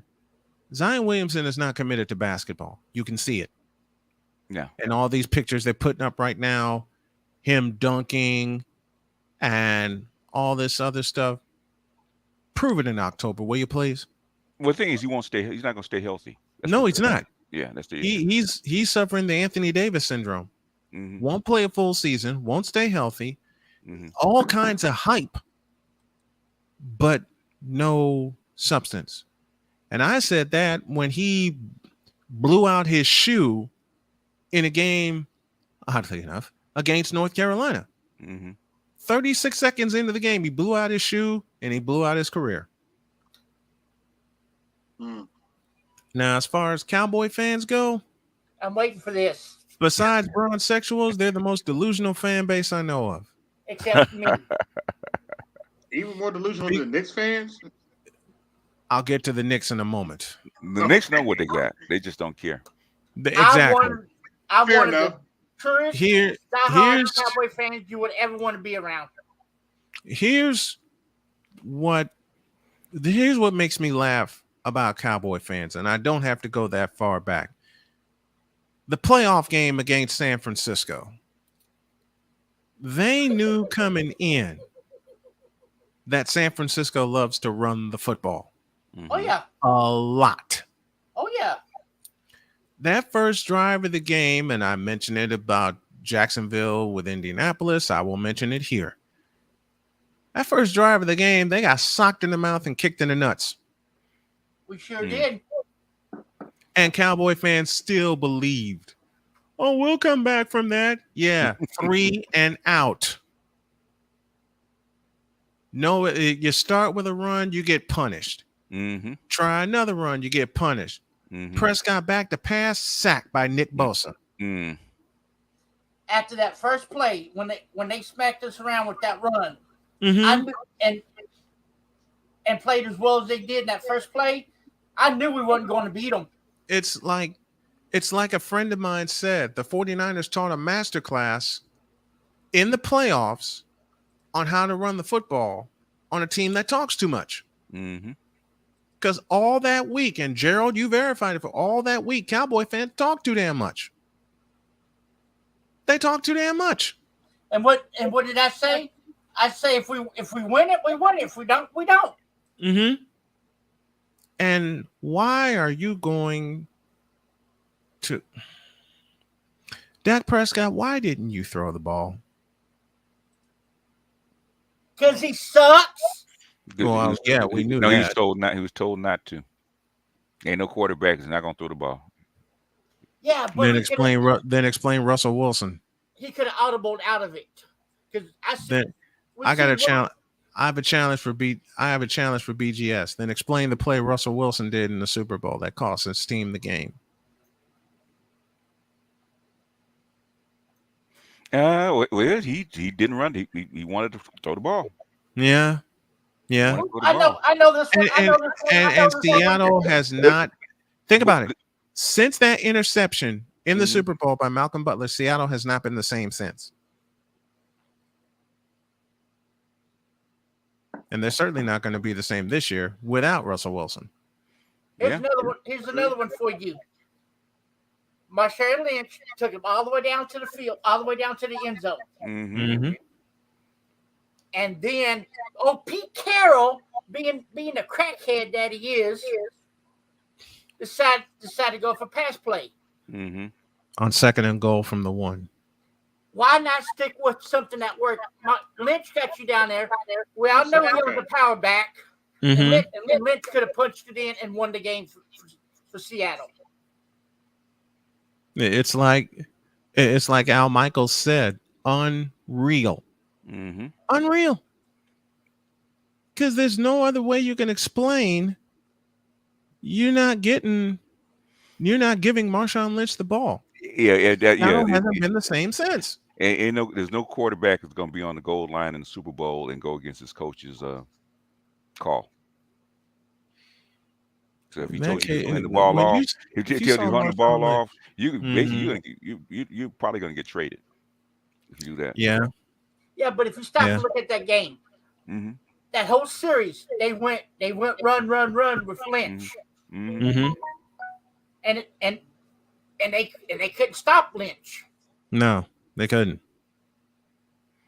And they went away from him. At the very least, it should have been a quarterback option with Russell Wilson and not that. Okay, I just saw something that I just saw something that makes me think a trade's going to happen. Kyrie Irving just bought a $3.7 million mansion in Los Angeles. Oh, here we go. This is look. It's going down. He's going down. He's going to the Warriors. No, he's not. Like hell. No, he's going to Lakers. He's going to the Lakers. He's going to the Lakers. The Warriors would never get to pick up. The Warriors are set. Yeah, they're set. They lost some players in free agency, but they drafted some ultra athletic players that will. Here's the key: fit in their system. Right. What does Kyrie Irving need as a player? Why? He needs the ball. He's not going to get the ball. Okay, nope. He's not going to get the ball. Nope. He'd be riding the bench. Yeah, you're not going to get the ball. Here's a question. How about Tannehill and the Titans? They fit once upon a time, Jenna. They did. They fit once upon a time, but then everybody got injured, and then you had to lean on King Henry, Derrick Henry. And what happened to Henry? He got hurt. 8 games he missed. He tore his ACL. I was just about to ask you, Snowman, who is LeBron James going to bribe to go to LA this season? You got your answer. I guess we know our answer now. You got your answer. Got your answer, yeah. You got your you know what? I said something on my show last week, and I'm sure as hell going to say it tomorrow morning or this morning, since it's actually after midnight, and happy 4th of July to all. Yeah, happy 4th of July. You know what? I'm gonna mention a word nobody else is going to mention when it comes to don't LeBron pull James. a Jason Pierre-Paul. And you know what that word is? Tampering. Oh yeah. Oh, Anthony Davis. Why do you think they don't like him? Anthony Davis. And listen, Kyrie buys a $3.7 million mansion in Los Angeles. Yeah. Okay. He's supposed to be under contract because New Jersey wants to go in. Yeah. That's for you, the money. For the money. He opted in to his contract, and now Brooklyn. The Brooklyn mess. They want him gone. It's not the Brooklyn Nets. It's the Brooklyn mess. Yeah, they want him gone. Yeah. They want him out. Yeah. They want him out. So they're going to put a package together and trade one headache for another. You know who the other headache is? Russell bleeping Westbrook. Which you know, that's one. I almost boycotted the whole season, Lakers season, because they got Westbrook because he doesn't fit. Even though he's an LA guy, he does not fit in this team. You know, the sin is, right, and this is the normal rule, right? You win a championship, you run it back with the same team. If you they broke up the whole championship team. They took away half their defense. Yeah, they let half of their defense walk, and if you don't replace them and get them in their system with people that actually can play defense, unlike what the Warriors do. Yeah. And BGS, you and I talked about this off the air. Unlike what the Warriors do, they find players that fit their system. They do. The name. Yeah. They find players that fit their system. Can you play defense? Can you get up and down the floor? Can you guard somebody? Okay, good. You fit. Yeah, do you need some time? Hey, we can send you down to Santa Cruz for a couple of games. That's what happens when you have a marketer that's the president of basketball. So when you kick the brothers out, okay, and you replace him with the Miss Buss, who's a marketer. Yep. And it cares more about the money than the team. Yeah. My buddy John, I felt bad for Drew being with a stubborn head coach, with another stubborn one as well, even though he didn't help himself. But where you land is important. You know something? You know what ruined Kyrie Irving's career? A game-winning shot. Yeah. And I'm talking about 2016 against Golden State. I will say this again, and this is the only argument I will make in Kyrie Irving's favor, because I'm not a fan of his game on the court. That was Kyrie Irving's unanimous MVP, Finals MVP. That was Kyrie Irving's. Oh, no, not even close. Not even close. LeBron James, they were down 3-1. 3 games to 1. And for LeBron, that game, I say that LeBron James put that whole. I said as soon as I said, in fact, I actually posted it right. A meme right after he won that game, right? The second game. I said when you come at the game, you best not miss, right? LeBron James put the whole team on his back and won that championship by himself. Put the whole team on his back because he's that good a player.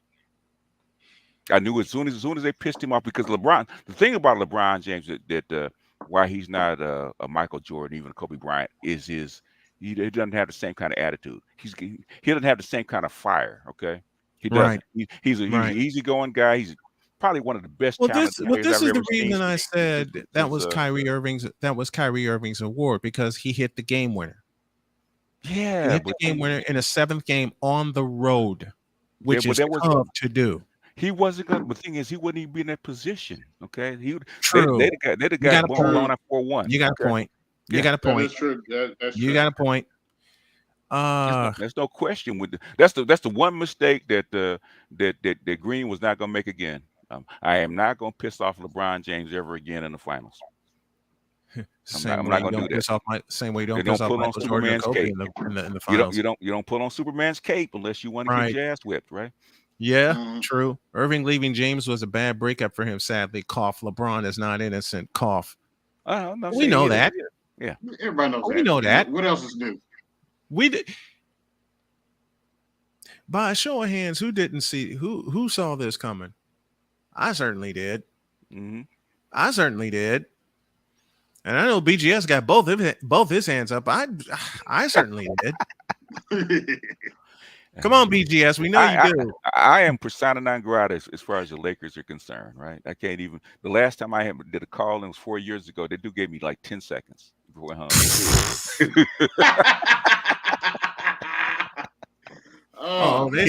I waited 30 minutes. He gave me 10 seconds. I had half a question. Click. So in other words, he gave you the George Carlin treatment. Fuck you and your ticket too. And your ticket too. Yes, he did. Oh, funny story. He gave you the George Carlin treatment. Fuck you and your ticket too. I said, okay. I said, oh well, I guess this is my walking papers. Okay. Hey, funny story. I'm a Pacers fan, so I wasn't really following the NBA this last season. But I kept looking. I noticed the Pacers kept losing, so I didn't really pay attention. I finally look at their record. They're like 20-47. I was like, oh, they're done. Never mind. I was right the first time. Yeah. Rebuild. Yeah, rebuild. Yep. I was right the first time. I'm like, oh well. Oh, I'm a fan, but what you want me to do? They suck. Rebuild time. You know what? When you see a rebuild, you call it out. Yeah. And people still get on you about this is not a rebuild. Oh, really? It's not a rebuild, huh? Have you seen the team? Yeah. Have you seen the people that are in place right now? Have you seen the motherfuckers that run the team? Do I need to say anything else? We're in it for the draft picks, baby. Are you? Am I AB? Am I preaching to the choir? That's why Gamebridge Fieldhouse wasn't sold out for half the games. Yeah, we're in it for the draft picks. Yes, we're stocking up draft picks right now. We're stocking up draft picks. Jane Division, like them. Thanks, BGS. I'm subscribed. Well, thank you. Appreciate it. I told people this last final game, I don't have a dog in the fight. I don't care if Boston or Golden State wins. I'm a Lakers fan. I'm a Celtic hater, so you know. My wife came to me after I was in the hospital at the time, but after Golden State beat up Dallas in Game 5, the next day she paid me. She came to me after work, and she says, "Okay, so how bad are they going to beat the opponent's ass in the finals?" And I said, it goes no more than 6 games. Yeah. And she says, "You sure it won't go 7? It doesn't matter. This is the return of the Golden State Warriors. This is the return of the Golden Empire." Well, they're pissed, they're mad, and they want their throne back. And if Klay Thompson is healthy, anywhere near healthy, it's over. That's what I said. When it first started, if he's healthy, it's over. And the bad part is everyone was waiting for Game 6 Klay, and it was actually Game 6 Steph. Yeah. It was Game 6 Steph. 34 points. When that dude started hitting, you just like, okay. Yeah, but you can't. But the thing is, with Poole and Klay on with Klay on one side, you can't end up on Steph like you used to. You can't. Yeah, that's the key. And you can't do that. You can't chase Steph all the way around the floor thinking nobody else is going to rescue him. Because he kissed it to Klay, it's over. Just bad. Yeah. And that's the fun part about this team and the young players that they got together. Who thought Jordan Poole? And think about it, most of the draft experts said Jordan Poole was a bust. when the Warriors drafted him. I think it was CBS Sports. Their analyst said worst draft pick. Mm-hmm. Oh, really? Oops. Oops. Hey, they do what they do. Well, Steph went 7th, man. People forget Steph went 7th. Mm-hmm. I forget where did He would have been go? If it would have been a Knicks, but the Knicks tried to move up a spot to get him. The Knicks fans are still pissed off about that draft, and they're going to be pissed off about that draft for the rest of their lives. Mm-hmm. And the biggest Knicks fan I know, Screaming A. Smith, did a whole segment on that. Yeah. They were all pissed, man. They said, they actually booed because they didn't get Steph. Yep, and they hate him to this day. Mm-hmm. Yeah, Jordan wasn't number 1 either, was he? Jordan went 3rd. Yeah. Okay. I think Olajuwon was first, was he not? Yeah, Olajuwon was first. Then it was Sam Bowie, and it was Michael Jordan. Ooh. Yeah, the Bowie never lived it down. Yeah. Thank you, Sam. The Trailblazers will never live that Sam Bowie pick down, ever. Yeah, he's him and what's his name in New Orleans remind me of the same kind of player. They just physically can't play this game. Zion, yeah, Zion Williamson. Where they're built, can they play? Yeah, but the thing is, can they play an NBA season? And the scary part is Sam Bowie played at Kentucky. He under did. Billy Hall. Yeah, he was. Sam Bowie's a hell of a player, but the thing is, he's not built for the long haul. He wasn't built for an 82-game season. And I don't think Zion is either. Mm-hmm. And Zion didn't complete his initial season at Duke. That's the whole thing. So I think it's name recognition because I think Zion biggest press is because of YouTube and his dunks on YouTube. And they got the big press. Yep. And sometimes players sell tickets. And who was the player of that particular draft? John Morant. Mm-hmm. John Morant. I'm just sad that he got injured and kept Memphis from a 7th game against Golden State. That's the big name. That's like I said, it's not a Memphis is not going to be a team to play with next year. Memphis is the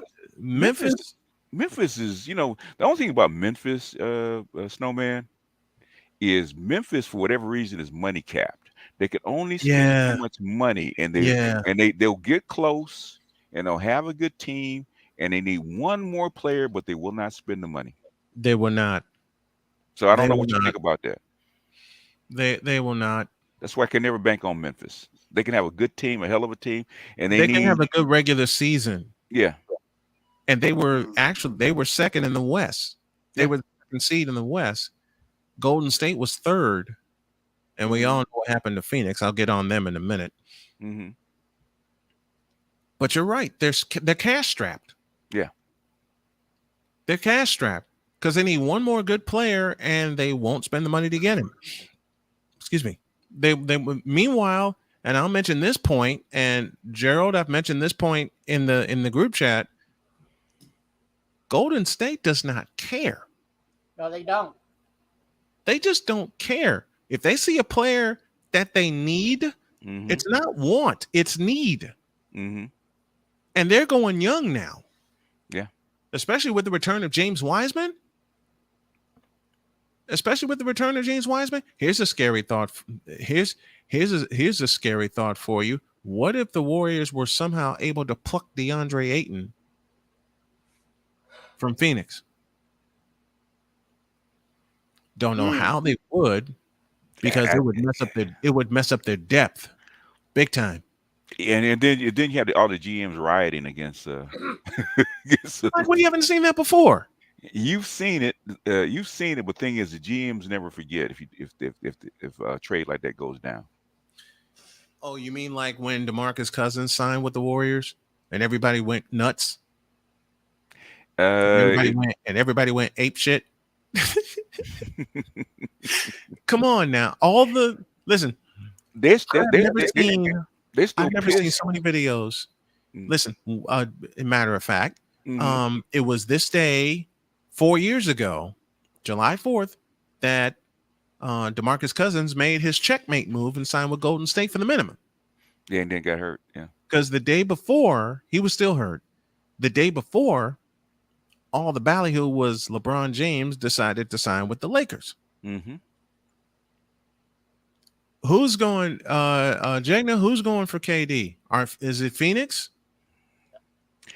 How much do you think KD really has left on that Achilles, man? Really? 1 year at best. Okay. He's not the same player. 1 year at best. That's my thought. I'm always leery. I hate about a player with Achilles. And I hate saying that about KD because, man, the best we saw of KD was his time in Golden State. True. Because he actually was allowed to spread out. They knew he was the best. He was the best player on the team, but it was Steph's team. So he just played basketball. Golden State. They're not going to make a play for KD. No way. No. They're not going to make a play for KD. They ran that movie. There's a lot of rumors behind him in Golden State that I'm not going to say on the air that we've been talking about, but they're not going to make a play for. They're not going to make a play for KD, although it would piss the basketball world off. No, but they already ran that movie. It sold out Oracle Arena. Well, Oracle Arena was already sold out. It sold out Oracle Arena for 3 years, and then the injury happened. Take a chance with that again. When you got a young DeAndre Ayton possibly coming to Northern California, I don't think it'll happen. But if they ever had a chance to pluck DeAndre Ayton from Phoenix, oh boy. And a healthy James Wiseman. And I saw James. I'm gonna watch how Wiseman plays in Summer League. I never watched Summer League. I will this year because I want to see how James Wiseman is. Because remember, James Wiseman only played 3 games at Memphis. And he got suspended. Oh, that's not and good. Then he got suspended. The charges against him were cleared. That's not good. The charges against him, like for grade fraud or something like that. I forgot what the charges were. That was he was cleared. He was cleared. But from what I saw with James Wiseman, yipe. Downstairs, what is he like upstairs? Because normally that can be a problem. Yes, we got to see. I got to see how his knee responds. Got to see how his knee responds because he didn't play at all this past year. If you think about the strangest thing about this year for Golden State, they played shorthanded all the way up until the finals. And everybody was healthy and ready for the finals. Yeah. Because they were a no-lose team if they're all healthy. Yeah. I mean, their motto this year was gold-blooded. What was their motto in the past? Strength in numbers. Watch. Every player that they lost, Nemanja Bjelica, Gary Payton II. Who else did they lose? Because they lost 4 players. They're going to find a defensive dynamo to replace Payton. Because remember, Payton started for a while. Gary Payton II started for a while. And I'm glad Payton is getting a 2-year deal with Portland. Got cash in, yeah. Yeah. Chance to cash in and a chance to shine. And you bring that championship experience to Portland. And him in that backcourt with Damian Lillard, that could be something special. Portland needs inside players, man. They can never do that, man. They can never fix that, Or they get hurt. Yeah. Greg Oden, Yusuf Nurkic. Well, Nurkic is back for another 4 years. Oh, don't remind me because he's from Indianapolis. That's the other player they lost, Otto Porter Jr. Thank you. Thank you. That's the other player they lost. Bjelica's returned to Turkey. Otto Porter Jr. played 1 year with Golden State, and now he's cashed in. But when you get that chip, that's what happens. Yeah. Teams start gunning for your bench players. Yeah. And you don't piss Golden State off by doing that. You just make them stronger and make them go out and find the right players again. Yeah, after COVID, the whole league got scrambled. So they basically reset the whole team, and league. In many ways, it's still scrambled. Yeah, but it gives a lot of smaller teams like Phoenix and other teams a chance to actually rise up and make a name. But see, I don't trust Phoenix. I didn't trust them this year, even though they won 64 games, and I'm not going to trust them next year. Why? Chris Paul. Oh, Well, yeah, that's true. Chris Paul. I mean, everybody wants to make him the point guard. And the point guard right now wears number 30, not number 3. But he hasn't. Can't stay healthy. Thank you. That's part of it. And because of that part, he never reached his full potential in 18 years. Which was Steph's before Steph actually put on more muscle. That was Steph's problem. Yes, his lower body, his ankle. Yeah. Well, the thing is strength, because he would get hurt, get bounced around, and get hurt because they referee playoff games differently than the regular season. So hands off stuff doesn't work. He had to gain more strength. So. And which is why he went 7th, in the draft, because what's scary about Steph, every year he works on this game. There's going to be a video that leaks out where he's bouncing a basketball with his left hand, and coach is tossing him tennis balls with his right hand, and it's like, can he get any quicker? Steph plays old man game. He always has. He's not, and that's because of Pops. Yeah, because of Steph Curry. Yeah, he plays an old man game. He's not a high fly act. He doesn't jump out the gym. He's not a dunker. He plays his spots, plays his position. He looks for openings. Just old man game. So he can do this till he's 40. And with that jump shot of his, what did Kalena Azubuike, television voice, says? Wet. Anytime you have a jump shooter, and believe me, there have been some folks that hit the 3-point shot on a regular basis back in the day. Dale Ellis being one. Reggie Miller. There's quite a few. Dana Barros. Andrew Toney. Andrew Toney used to kill people from outside. I don't have to mention Larry Bird. Oh yeah, the GOAT. And that set shot he did that had so much arc and rain was coming down in the Boston Garden. But anytime Steph lets one go and he's running back the other way, you may as well put those points in the book. Pretty much. You may as well put those points in the book. And how many times did we see to close out every series? Yeah, night. Yep, night. Like GTS, go to every series. There was every clinching game in that series. There was a GTS shot. Yeah, go to sleep shot. Yeah, the only way you can actually handle a cat like Steph is being physical with him, because he was slight. Okay, once he gained that muscle and you couldn't push him around, couldn't bounce him around, it was over. And plus, you have to catch him. Well, the thing is, okay, you can catch him. The thing is, okay, playing basketball, right? There's ways you can slow a player down, right? Unless you're a big guy, right? The hand check, the forearm, forearm against his hip. Solid pick. A solid pick will help. But the thing is, you slow the player down, okay? Especially if you're a big guy, right? You bend over, you put your forearm on his chest, put a forearm on his hip. That slows him down. He can't get around. But the thing, if he's strong, then he can actually parry that. And then once he's strong enough, you can't do anything with him. Then when he was a smaller player, they would take him out of the game. Not only does he go around it, he goes through it now. Yeah, that's the difference. He goes through it. Yeah. And then he puts you on his hip, and then you're at his mercy. When he wasn't strong enough, you could actually bounce him around and throw a shot off. The last couple of years, he's been so strong, it's scary. It's scary. So once you gain get that 25 pounds of muscle, different player. Very much a different player. Ungodly. Very, very much a different player. And like I said, there's drills that he does every year that will frighten you.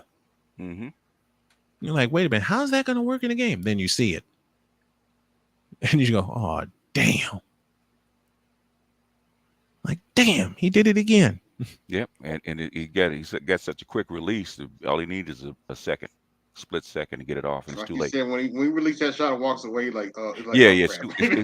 gets it off. So and you're like, you're sitting there going, can that release get any quicker? Yeah, it's gotten quicker over 13 years. Quicker. Yeah, he had to because he's a small player. So he's got to get I know people that do video game fists got to be kicking or pissing Steph Curry because the rule has always been like 24 feet. Yep. Your medium shot range. Steph Curry just ruined that. Yeah, he did. He did. I mean, Steph came in here's where I put Steph above LeBron from a basketball standpoint. Steph changed the game. Yeah, he did. Steph changed the game because he lengthened it from the basket. He lengthened it. There are people that ask me on an almost daily basis, how do you think Steph changed the game? How many 3-point shots are teams taking now as compared to 10 years ago? Yeah. There's your answer. Right there. There's your answer. Yeah, there's very little inside play anymore. You would need somebody like Shaq to actually have an inside player. Somebody that dominant. And Shaq said something funny on one of the late shows when he was doing that circuit. He reached over and said, Steph reminds me of this cute little teddy bear. That's what LeBron said. I remember when he knocked that Steph over, right? And he said, and there was a meme that went around that says, I said, tell Aisha I want lasagna for dinner. Yep. I remember that. Hey, thanks to all the folks that are watching via YouTube. Thanks to all the folks that are watching via YouTube and Twitch. If you're on YouTube, hit the like, hit the notification bell, and subscribe to the channel, and also hit the Cash App. For those on Twitch, you can hit the Cash App and help grow the channel, grow the show and the channel as well. It's a late night sports chat. I'm going to do one of these. If not tomorrow night, then Tuesday. It depends on the time when we get back from my in-laws' house, because I know I shouldn't eat like a pig, but I'm going to. But I can't do too much though. Yeah. Not especially with part of my stomach gone and part of my kidney and my spleen from my cancer operation. I can't do too much. Okay. I can't do too much. Take care of yourself, man. I plan to. I mean, I owe my wife 50 years when we got married. I said I plan to be around for a while. Yeah, because if you die, Snowman, I'm going to find you and kick you in your butt. I got 3 words for you, buddy. Stand in line. Stand in line, because there's a whole bunch of people that made that threat to me, especially after I came out of surgery. And that night I was in that day I was in surgery. I remember getting prepped for it. I remember getting the anesthesia, and that was at 11:30 in the morning.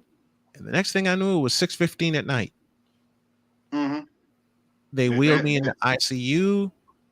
I saw my wife. I saw my in-laws. I saw my daughter. And my brain said, we're good. We're going back to sleep. And this was after the anesthesia. Yeah, that anesthesia, no joke. It will put you to sleep, and you wake up, the whole surgery done. It like, oh yeah, you wake up like, oh yeah, we're done. It's like, okay. Last year, when I first got diagnosed, they wanted to do a biopsy. What the hell is a biopsy? Then my wife explained it to me. She says they're going to give you anesthesia, and then they're going to poke around in your body. Like, oh, that means I get to sleep, right? Yeah. Okay. Man, they hit me with that anesthesia. You thought I'd slept an hour, at least, because there was drool coming out of my mouth. I only slept 20 minutes. I'm like, wait a minute. I slept that good for 20 minutes? Like, yeah, we had to shake you and wake you up so we can get you out of here. Yeah. What the, and if you ever had an operation or any kind of procedure and you know anesthesia is coming, you're going to wake up feeling what? You're going to wake up with one simple question. Oh, there you go. There you go. You're going to wake up with one simple question. What the hell happened? Yeah. When I got the surgery done on this arm, so that I can start dialysis, they put that little gas mask on me. And that was it. I woke up whenever they was finished. They're like, yeah, we're done. I was like, okay, went right back to sleep. Yep.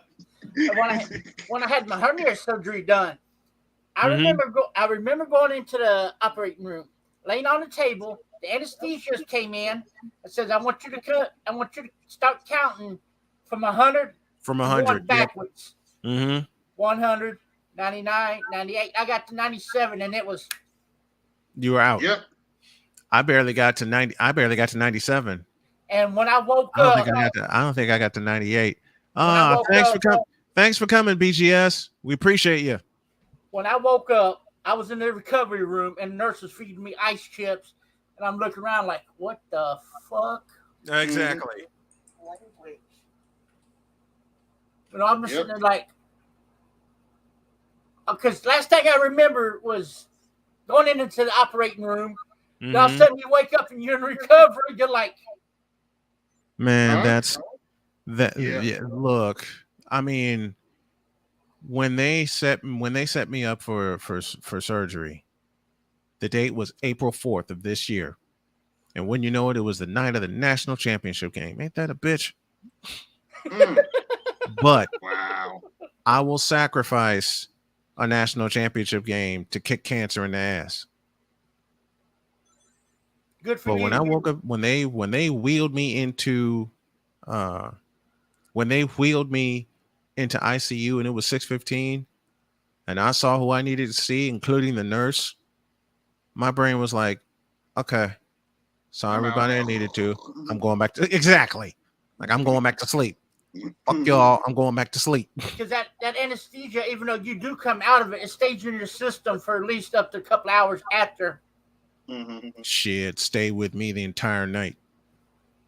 It felt like it stayed with me the entire night. Oh, hey, that's good. At least you got some good rest.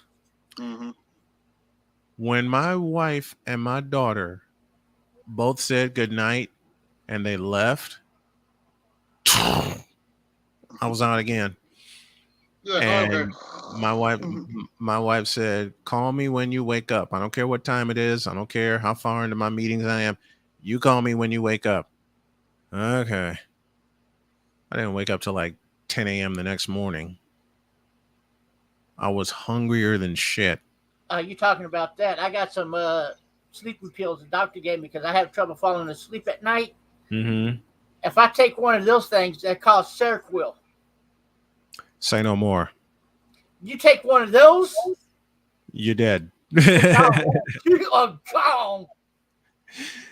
Oh man, they finally, I think after 24 hours, they finally let me have some broth, and then after that, they had me back on solid food.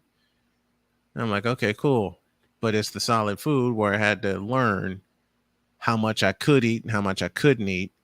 And there's a piece of medicine that I take with me now where I don't run to the bathroom all day.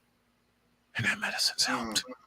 Dear God, that medicine's helped. But the big thing for me is learning how much I can eat without overdoing it. What you can eat, what you can't eat. Yep.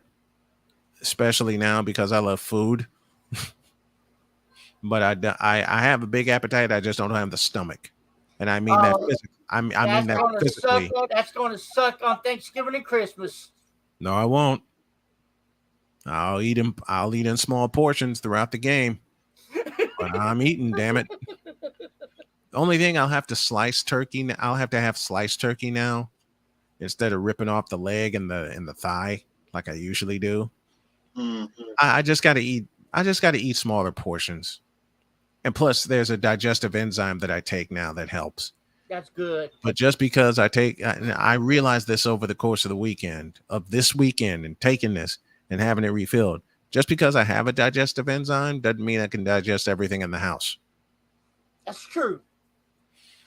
Because Lord knows I tried, and I fucking paid for it. Kind of reminds you of a Taco Bell, going to Taco Bell, huh? Don't remind me. That is a forbidden food to me now. And I love Taco Bell. Okay? That's a forbidden food to me. That ain't hamburger no more. I don't know what they doing, but I make my own. It's something that the spice is wrong. It is. Okay? Yeah. There is something wrong with the spices in the hamburger at Taco Bell now. I don't even know what the hell they did. And I don't even know what the hell I'm doing now. So let me get off of here. We didn't get any donations tonight, but I'm going to try again tomorrow. I'm going to keep trying until we make the goal. But we I'm had feeling fun good. talking sports. Yeah, we did. And AB Media came on. You came on. BGS was in the house with me. I appreciate you guys, and I love you guys so very much. I appreciate y'all. All right, love you, brother. Have a good one. And on that note, I'm going to have a couple of chips, and I'm going to bed. Me too. Have a good one. Right. I'm going to go raid the refrigerator, and I'm going to bed myself. I think that's going to be all of us. Thank you guys so much. I love you guys. I'm out of here. Love you too.